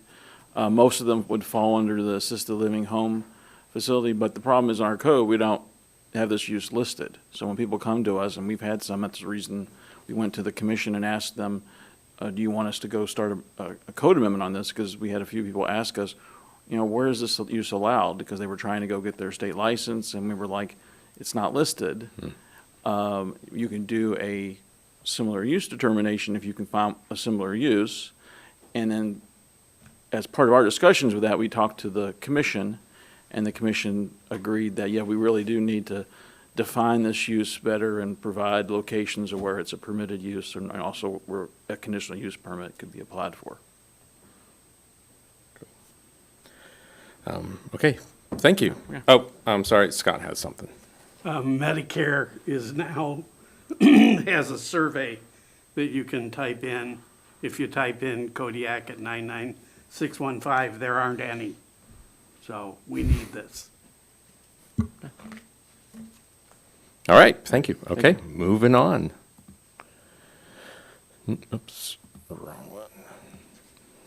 All right, for public hearing, ordinance number FY 2026-06, amending Kodiak Island Borough Code, Title 3, Revenue and Finance, Chapter 3.35, Real Property Tax, and Section 3.35.030, Real and Personal Property exempted from taxation regarding definitions. Seema. Thank you very much. KIBC 3.35030 states that a primary residence and permanent place of abode shall mean a dwelling which is owned by and in which the person resides in at least 185 days in the year prior to the exemption, and when absent, the dwelling is not leased or rented to another. The Alaska Department of Revenue Permanent Fund Division Office states that in order to be eligible for the PFD, you must reside in Alaska for 180 days. Since the PFD is a relied upon source for eligibility for the senior and disabled veteran exemption, assessing staff believes that the Kodiak Island Borough Code should use the same number of days to determine the qualification. This would benefit staff by eliminating the need to develop additional resources and letters to determine eligibility for the difference of 5 days. This recommended code change was reviewed on July 31st in packet review on August 7th as an ordinance for introduction, and after tonight will be presented in public hearing on August 21st. If you have any question, I'd be happy to answer. All right, I don't see any questions or discussions. Thank you. Okay, moving on to contracts. Contract number FY 2026-03, surface water monitoring plan, sampling, and reporting with Shannon and Wilson Incorporated. SEMA. Thank you. The Kodiak Island Borough maintains a solid waste disposal permit for the landfill and leachate treatment plant, which requires biannual surface water sampling and reporting to the state of Alaska in accordance with approved surface water monitoring plan. In the past, the work was coordinated and executed by the borough's environmental specialist and leachate treatment staff. To align with best practices used by other municipalities across the state, the borough has chosen to advertise this work through a formal request for proposals, or RFP. Hiring a third-party contractor to perform the sampling and prepare the required reports for submission to the Alaska Department of Environmental Conservation ensures consistency, objectivity, and the compliance with permit requirements, while also allowing the borough staff to focus on operational responsibilities. A request for proposals was issued on July 1st, 2025, with a due date of August 4th, 2025. 4 proposals were received. The evaluation committee consisted of the Kodiak Island Borough landfill supervisor, leachate treatment plant lead and trainee, 1 assembly member, and the chairman of the Architectural Review Board. All proposals, along with a blank rubric sheet, were provided to all evaluators electronically by email, and a OneDrive link was provided with a copy of all proposals to be evaluated. All evaluators submitted their scores to the Engineering and Facilities Department, which were compiled and averaged on an Excel spreadsheet. Based on the scores, Shannon and Wilson, Inc. had the highest cumulative average score. Cody Allen, E&F Director, is here to answer any questions that you may have. Any questions? Ryan. Thank you. And I'm just going to make a statement for Assembly's general knowledge. So I was an evaluator on this. The E&F staff handled this flawlessly. I want to emphasize the purpose of this RFP was to de-scope it from an internal job tasking and take it to an external, unbiased or unaffiliated third party to conduct that. Kodiak was one of the last few holdouts in the state doing it in-house, and so what that also does is that relaxes some of the requirements to backfill that position as well.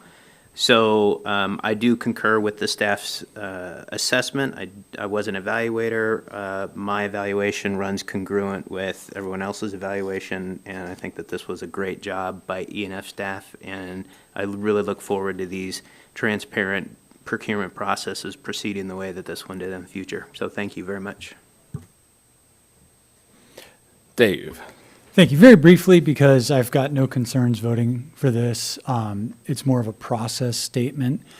Having been on a lot of evaluation committees, I've seen a number of them get really turned sideways when you have one person who evaluates very differently than the group. And if you're going on a scale of, say, 1 to 10, and everybody's marking a 7 or an 8, on average, and then one person gives a 1 for one company and a 10 for the others, you know what I mean? Like, do we have a borough process for normalizing the data if there's massive outliers like that? So it's a departmental process more than a borough process. And so essentially I remove myself as the director from the RFP process and try to be the unbiased individual. And I don't even look at the proposals in depth until after the scores come back. And I'm more or less looking at the scoring matrix provided individually, which are not released for public. And so if I see any erroneous results or something that might show like a bias, I believe was what you're mentioning there, I then kind of go back and try to have the person articulate, as I did on this particular one as well, to figure out what their mode of thinking was, what was their rationalization. They might have not even understood really what they were reviewing. Great. Cody, you never cease to amaze me. Thank you. Anybody else? Okay, all right. Thank you. All right, next contract, FY 2026-10. Provision of destination marketing and tourism development services with Kodiak Island Convention and Visitors Bureau. Discover Kodiak in the amount of $75,000. Seema. Thank you.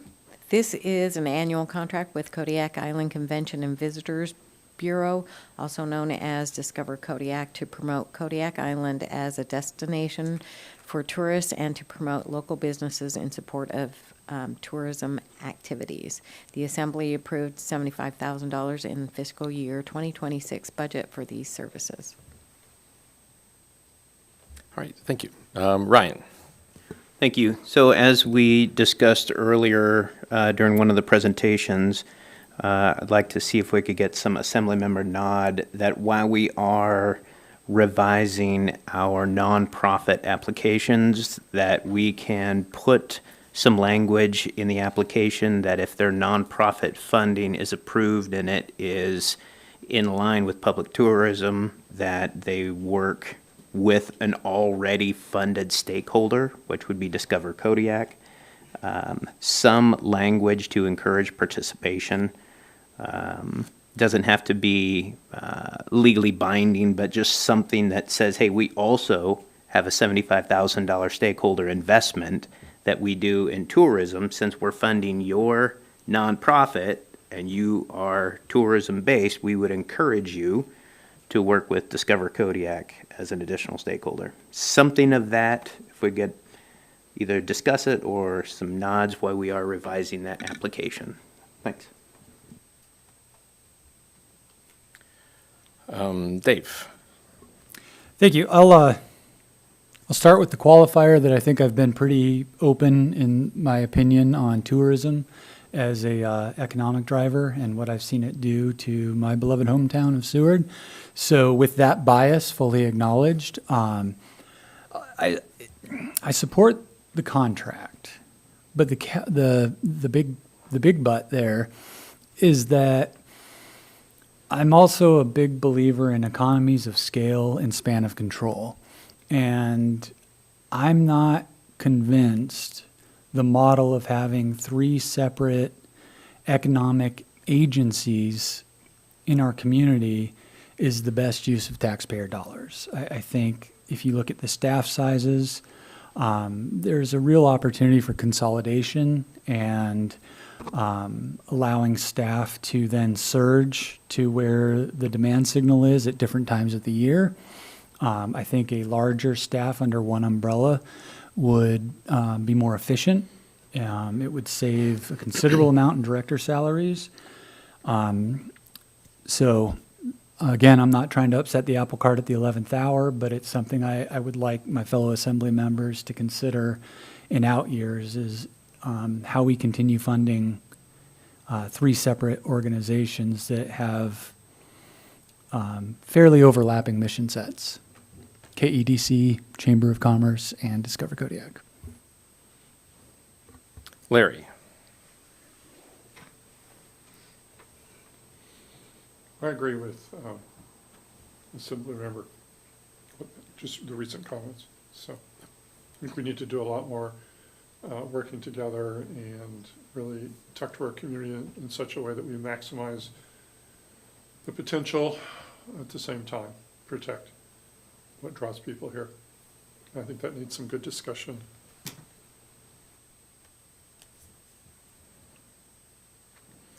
So there are, is this something that you want to fill out a yellow sheet on and put on an agenda for discussion? Both this idea of encouraging consolidation and this idea of encouraging this collaboration in nonprofit contracts? Well, I'm hearing two different kind of, ideas that that you want to discuss, and so. Well, my first thought is. I just want to make sure they just don't get Yeah. lost. My first thought is to direct the manager to start, some dialogue here before it comes to us. I agree that we need to have that dialogue, but I think, the manager can draw the people together and sort of lay out the landscape for us if she knows what we're sort of trying to gain. It's hard for the assembly to interact with all three organizations in such a way without setting up a committee, which I don't want to do. I'm sorry. I mean, I agree with that, but I also am, my concern is what is our, what is our business getting in the job of asking nonprofit organizations to consolidate? But let me work through that. I got Ryan next. That was exactly what I was going to say. Is I was earlier shunned for getting involved in business, and yet here we find ourselves in this discussion again. So, my statement is we as a body have already discussed amending the nonprofit application, and while that process is underway, my question or my suggestion would just be, hey, we have a stakeholder. We can, through application, encourage synergy that says, hey, we're going to fund, I'm just going to say the Lutic Museum as a byproduct. So, hey, Lutic Museum, we're giving you X number of dollars. Please ensure collaboration with Discover Kodiak, who is also a funded stakeholder through taxpayer dollars. You're the English guy, you'd need to wordsmith that. I'm just looking for encouraged synergy between those two. Sure. Yeah. Okay. I can work with that.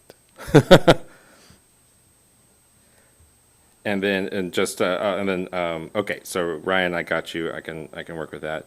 Larry and Dave, you're requesting that that the mayor. I'm not sorry, not the mayor. I'm looking at I wrote mayor. I meant to write manager. That the manager begin a dialogue with the chamber, KEDC, and Discover Kodiak. Well, it's the city of Kodiak, Right. These agencies are all designed to, facilitate economic development, and as money gets tight, perhaps we need to be more efficient on what we do. I think they've mentioned that, and that's all I'm saying is that it doesn't have to happen now. It could happen, this coming year. I support the allocation of the money. That's not what I'm talking about. I'm saying that we have a fiduciary responsibility to spend our money wisely, and so that's not getting into business. It's just saying, are we using it the best way, the most efficient way? Okay. We are talking about things I think tangential to the agenda item, but so I will follow up on this. And are there any other comments about the contract itself? I like the word tangential. Tangential. There's the word for the week, staff. Okay. Moving on then. Resolution number FY 2023. Oh, okay, yes. 2023-03, a resolution on the Assembly of the Kodiak Island Borough, amending various sections of the Kodiak Island Borough Records Retention Schedule and Central Filing System to reflect amendments to the Borough Clerk, the Manager's Office, and the Personnel Management Series. Nova. Thank you. We have worked with the Manager's Office, and we are updating the Manager's Office series and also the Personnel Management series. In addition to that, we are also updating the Clerk series. We currently store all the resolutions and ordinances and minutes in the records room, in fire-safe cabinets. We print them on acid-free paper, and then we use some special binders that are very expensive. And we are running out of space, and we are updating that process so that we are not going to print them on acid-free paper anymore.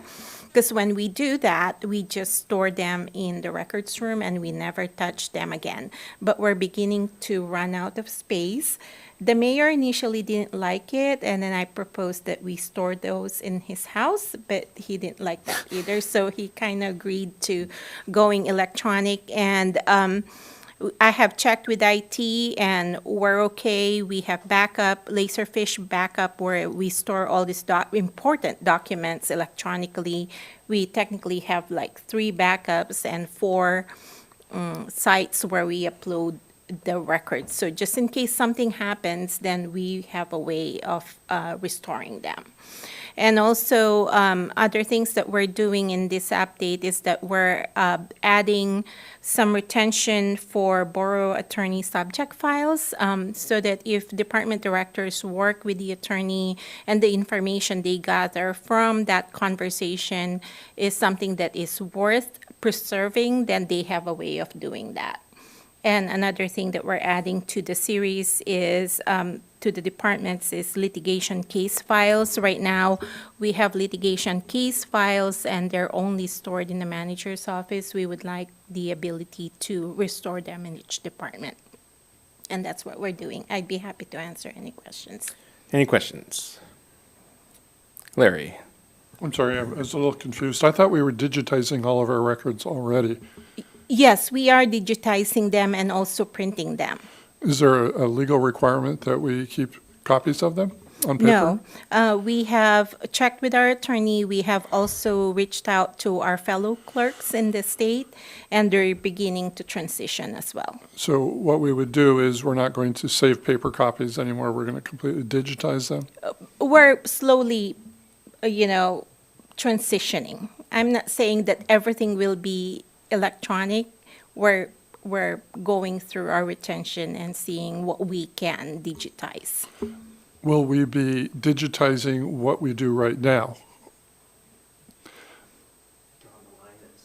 Yes, are we going to start digitizing what we're Yes. doing now, so we're not accumulating any more paper? Correct. I asked Lena to start this fiscal year for at least the clerks, those ones that we've been printing on paper. And if I could ask one more. The legal documents, now they're going to be moved to a separate secure location? Those, they're currently electronic. Okay. We're not printing them. And who has access to those legal documents? They are in Laserfish, however, department directors have access to them, not all borough employees. And if they're personnel related, we don't have anything personnel related in Laserfish. Right. And we can establish securities in Laserfish and limit access to certain things. All right, thank you very much. You're welcome. Ryan? Thank you. So you had said that currently the litigation files exist in the manager's office, and you want to take those back to the departments? Well, other departments, they are storing some of the litigation case files in their departments. They're not really transferring them to the manager's office. I think we need to reflect what is currently practiced. If they're not being transferred to the manager's office, then I think they should be retained in the department where they exist. Well, I think, may I continue? I think I need to give this some thought, but I'm not entirely comfortable with litigation files being outside of the immediate control of the manager. I'm not entirely sure I understand the conceptual idea of this, but if we have litigation files that are confidential in nature, we as the assembly only can hold 2 people accountable, you and the manager, and so I guess I just don't understand how the litigation files would go to the department or stay within the department. I would say, I would cite this as an example. If there's a litigation that's from the assessing department, SEMA would have those records. And they're, yeah, so the thing that we're doing right now is that, if they're in SEMA's department, then the way that we're supposed to be handling it is that SEMA would have to transfer them to the manager, and then after so many years, then they're going to be transferred to me, and then I'm going to transfer them into the archives. It just gets, there's just a lot of people, being, time management and staff involved in transferring all these records, and they're moving around so much. I think we should have the ability to store them in the departments. Okay, thank you. Is that what you were going to address? That is exactly, because it was just like, no, we have to take it to the manager, and then the manager has to fill out a whole bunch of paperwork that they don't even know about. So it's just easier if I do it myself. X versus Billy Bob. Oh, no. No. Dave. Yeah, being intimately familiar with the records retention process and what it entails, I absolutely support this, and I'm only sad that it's had to take this long to digitize, because paper records retention infuriates me. So thank you for moving this forward. Did you convince the mayor that paper wasn't the right way to do it? Yes, sir, I think I did. Oh, good. Thank you. Okay, moving on. Ordinances for introduction. Ordinance number FY 2026-05, amending Kodiak Island Borough Code Title 3, Revenue and Finance, Chapter 3.35, Real Property Tax, Section 3.35.050, Board of Equalization. SEMA. Thank you very much. Senate Bill SB 179 describes specific information for the Board of Equalization members when they receive a full value appraisal and when the board can ask for a higher value than what the assessor has valued a property at. This only applies to the BOE for valuation, so only 3.35050 is being updated. Since SB 179 states that the BOE can only increase value if it's requested by the appellant, then if the Board of Equalization for the exemptions, that would be the stated cause. Like, anybody's going to ever ask you guys to do that, but so we didn't feel like we needed to update both sections when that would be the true nature that they would ask you to do if it was for the Board of Equalization for exemptions. So it's only being updated in 3.35050 when they have to follow the rules. Okay, thank you. Any questions? All right, seems straightforward. Thank you, SEMA. All right, other items. State of Alaska Alcohol and Marijuana Control Office Journal Wholesale License Renewal Application for Southern Glazers Wine and Spirits of Alaska, LLC, doing business as Southern Glazers of Alaska. License number 4860, combined renewal notice for 2025 through 2026 renewal cycle. Nova. Thank you, Assembly members. We have received this renewal notice from the ABC Board regarding license number 4860 held by Southern Glazers. And when we started investigating, we have found several concerns. Luckily, SEMA's here. She can explain the protest or the objection that she has with this license, or her concerns. And also, my concern is that when I found out about SEMA's concern is that I went online and looked up the business license for this liquor license, and it shows that the address for the business is located in Anchorage, Alaska. So I corresponded with the state and asked about more details about the business. The applicants or the licensees were copied in the email. Unfortunately, when the state sends us information, we have to go by what they send us. I can't communicate directly with the licensee and have them change whatever information they had with the state. They need to communicate that to the state, and the state communicates with us. So we're kind of limited in what we can do. The code dictates that if there's a concern, I need to present it to you, and that's what I'm doing with this item.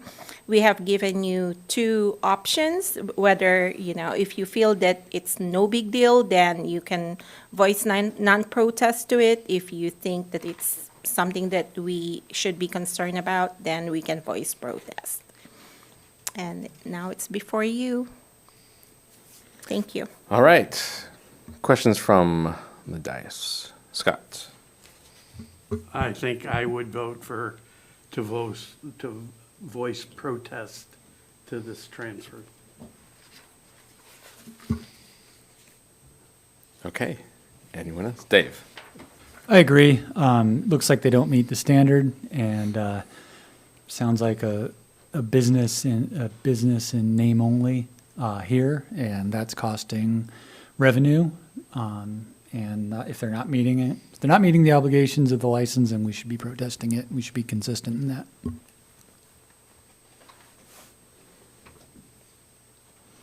Nova, I have a couple of questions. So AMCO, when they grant a license, they have to file like a premises, don't they? There has to be an actual physical location that AMCO must have on file, and they don't?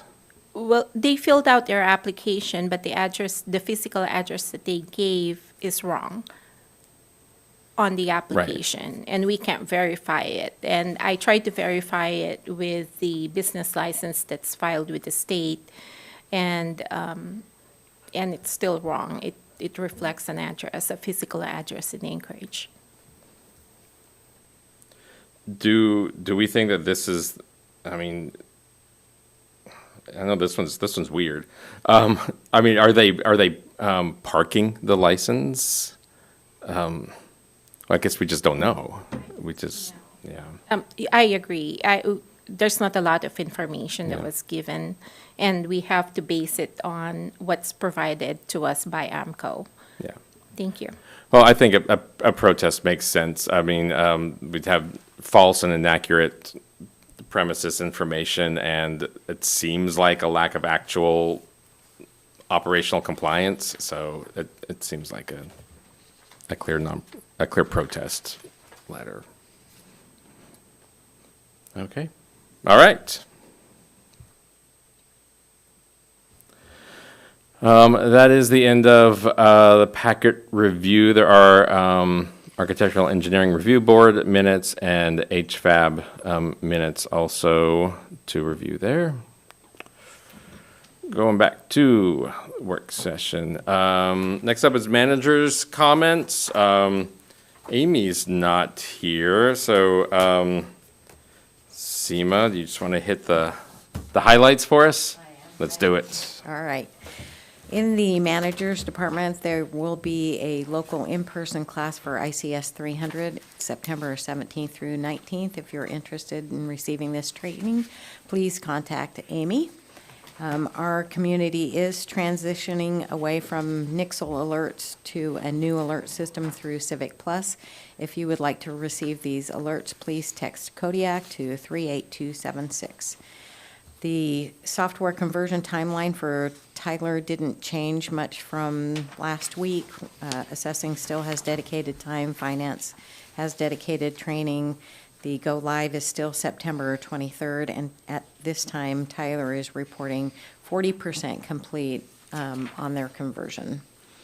The manager's office is also currently recruiting for a maintenance coordinator, a solid waste manager, / environmental specialist, a temporary laborer, a full-time laborer, and a temporary receptionist. In community development, the commission held a work session yesterday. The work session included discussion items related to code amendments to Title 17 regarding child care facilities and potential changes to definition regarding short-term rentals. The packet review included land disposal items for Island Lake Road properties, 2 tax foreclosed properties, the similar use determination for Shunak, and the capital improvement program.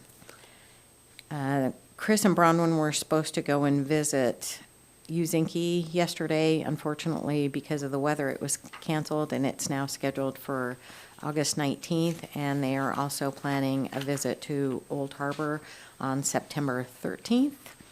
In finance, the first deadline for those wishing to make half payments is Friday, October 15th.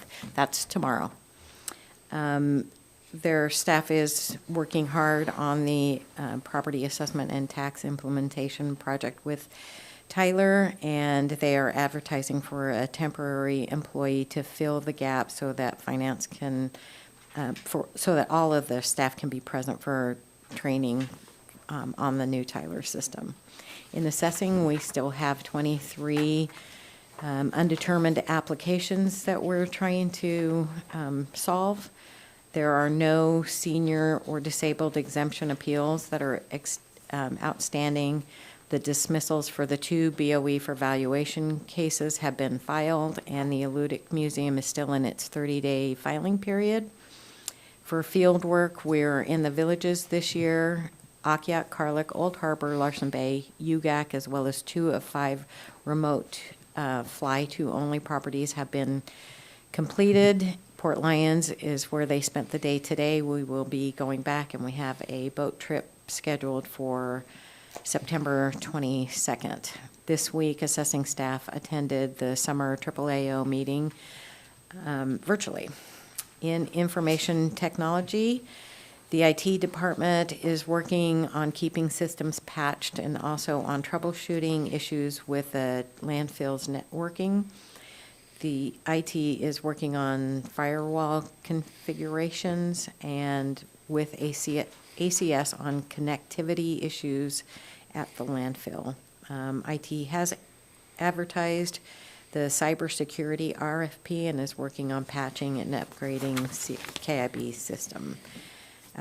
They are also, GIS is working with community development on Plan 2045 and continues to update missing or incorrect properties and lease information for our GIS records. In engineering and facilities, over the last week, there have been multiple reports of transients using KIB facilities, external power receptacles, and camping out around the facilities. ENF staff has secured power receptacles and locked the ones that powers require to be needed in those receptacles, and they are working with our community partners to raise awareness around the issues that are being observed. The regional solid waste management plan update is underway, and the surveys are now live on the KIB website as a newsflash and have been shared with the public through Facebook, email, and posted flyers around town. We did attach one of those flyers in your packet. It's on the last page. The pre-construction meeting for the Chiniak School painting project was held on August 11th, and staff is eager to move forward and are coordinating closely with the contractor to ensure a smooth start. The multi-facility elevator modernization. On August 13th, TKE was servicing the middle school elevator when an electrical fire occurred in the mechanical room. Fortunately, the fire was quickly contained thanks to the prompt response of the KIBSD maintenance team, and the area was declared safe by the City of Kodiak Fire Department. Unfortunately, this incident has resulted in a complete shutdown of the middle school elevator, which will remain out of service until the planned modernization takes place. ENF staff are working closely with the contractor to expedite the shipment of materials and are collaborating with all relevant stakeholders to reprioritize this modernization timeline, so meaning that IMC has been notified that there might be possible changes. At KFRC, the Industrial Pump Alaska order is moving forward. We're approximately 11 weeks out. Both KIB and CANA staff have have been actively coordinating with the contractor to gather additional data for the report and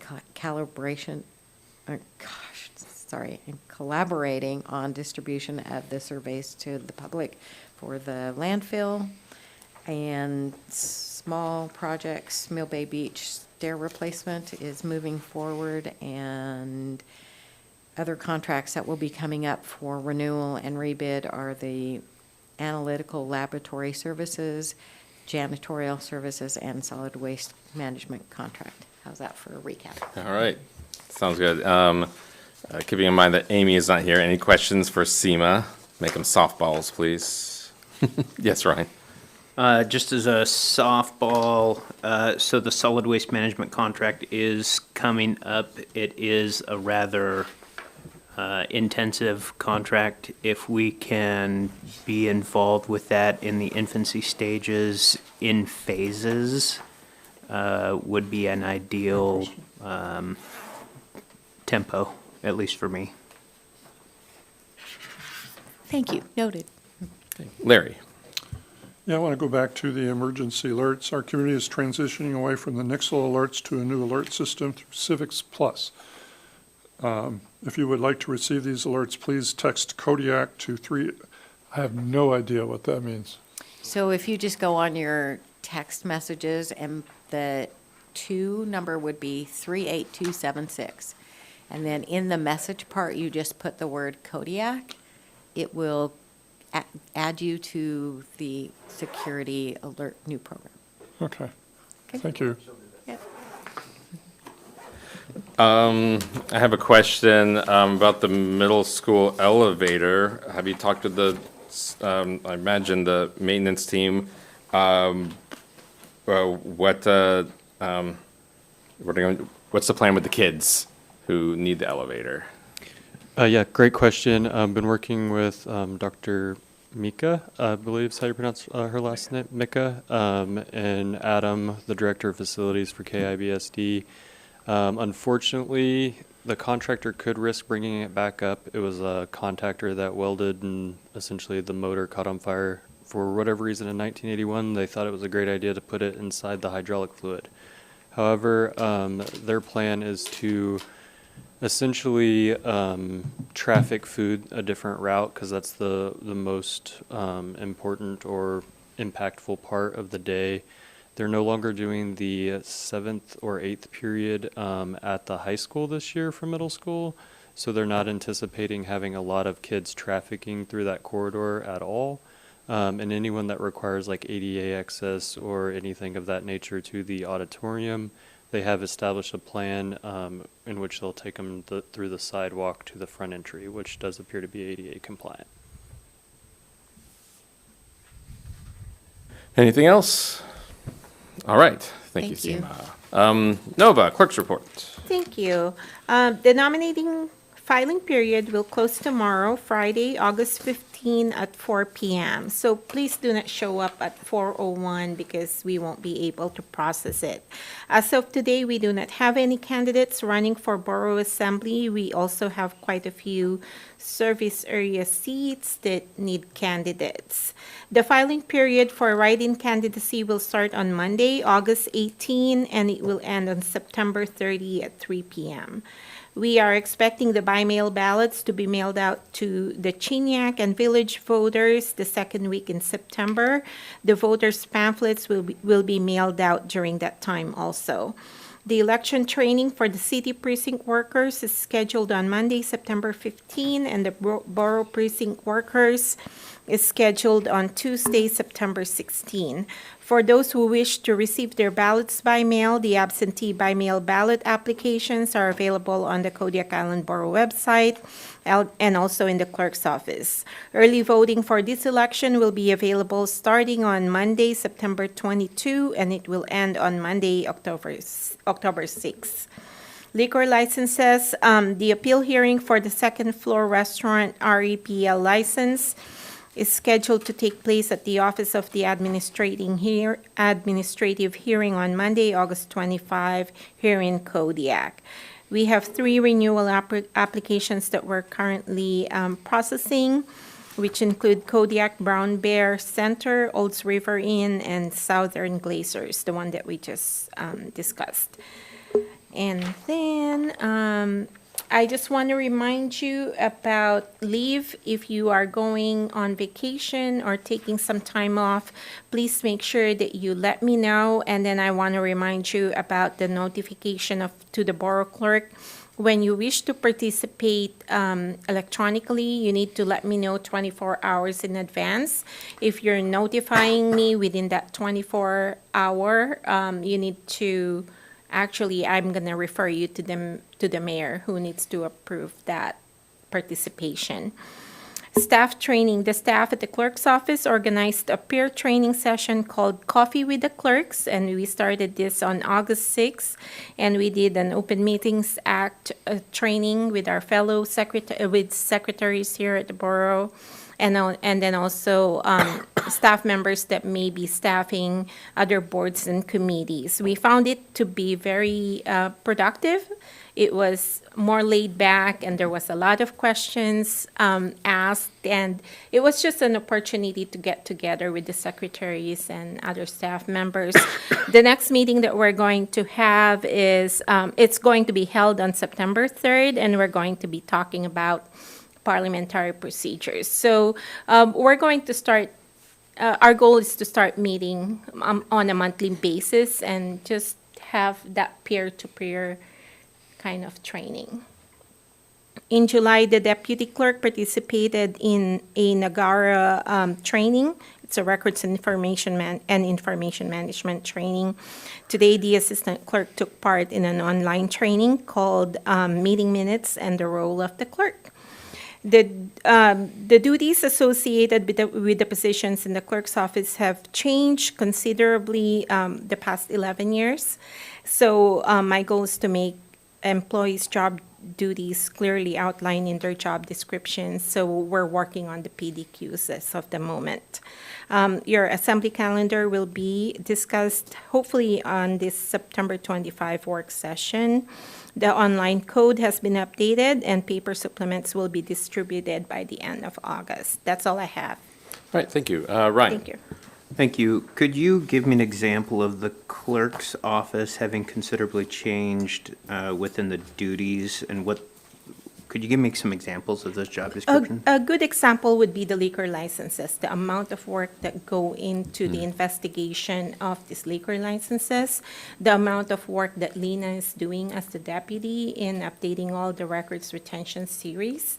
So there's a lot of that, and then other things that I've noticed in the job description is that the deputy clerk's position doesn't have a lot of, like the description for it doesn't have a lot of included in the task about staffing meetings, which is very important in that role. So I think that needs to be updated. And then Irene's job also, or the assistant clerk's job, is taking a lot more role in records management as well. Can I continue? So one of the considerations that you might want to consider is because you hold credentials to a high esteem, aligning those job descriptions with those that are published in those credentials, I think would help bridge that gap for years to come. If your CMC is one of those critical credentials, those organizations typically have job duties and illustrations of what you would do with those credentials. So I guess if I could just make a suggestion is to align those job duties while you're in review with those credentials. Yes. Thanks. Yes, I am doing that. Thank you. Anyone else? All right, assembly member comments. We'll start to my right with Dave. I think I've talked enough tonight. No comment, thanks. Larry.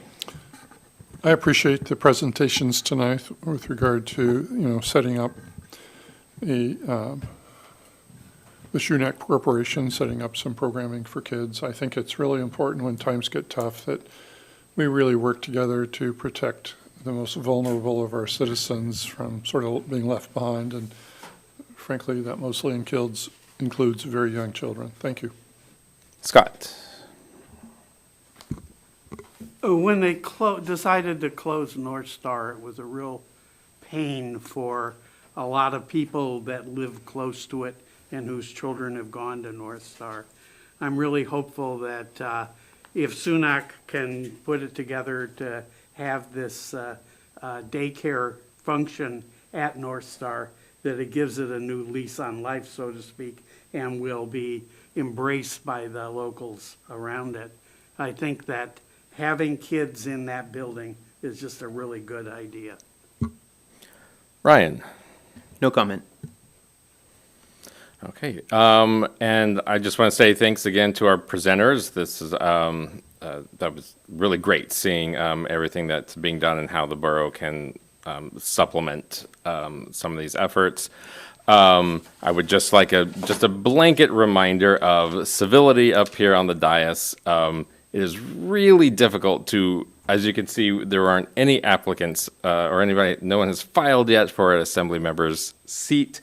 And it's really difficult to recruit. And and I think that if we can, as a body, present ourselves best, that'd be easier to recruit people to fill some of these empty seats going forward. So, Nova, I have a feeling you're going to be very busy tomorrow with some filings. So, good luck.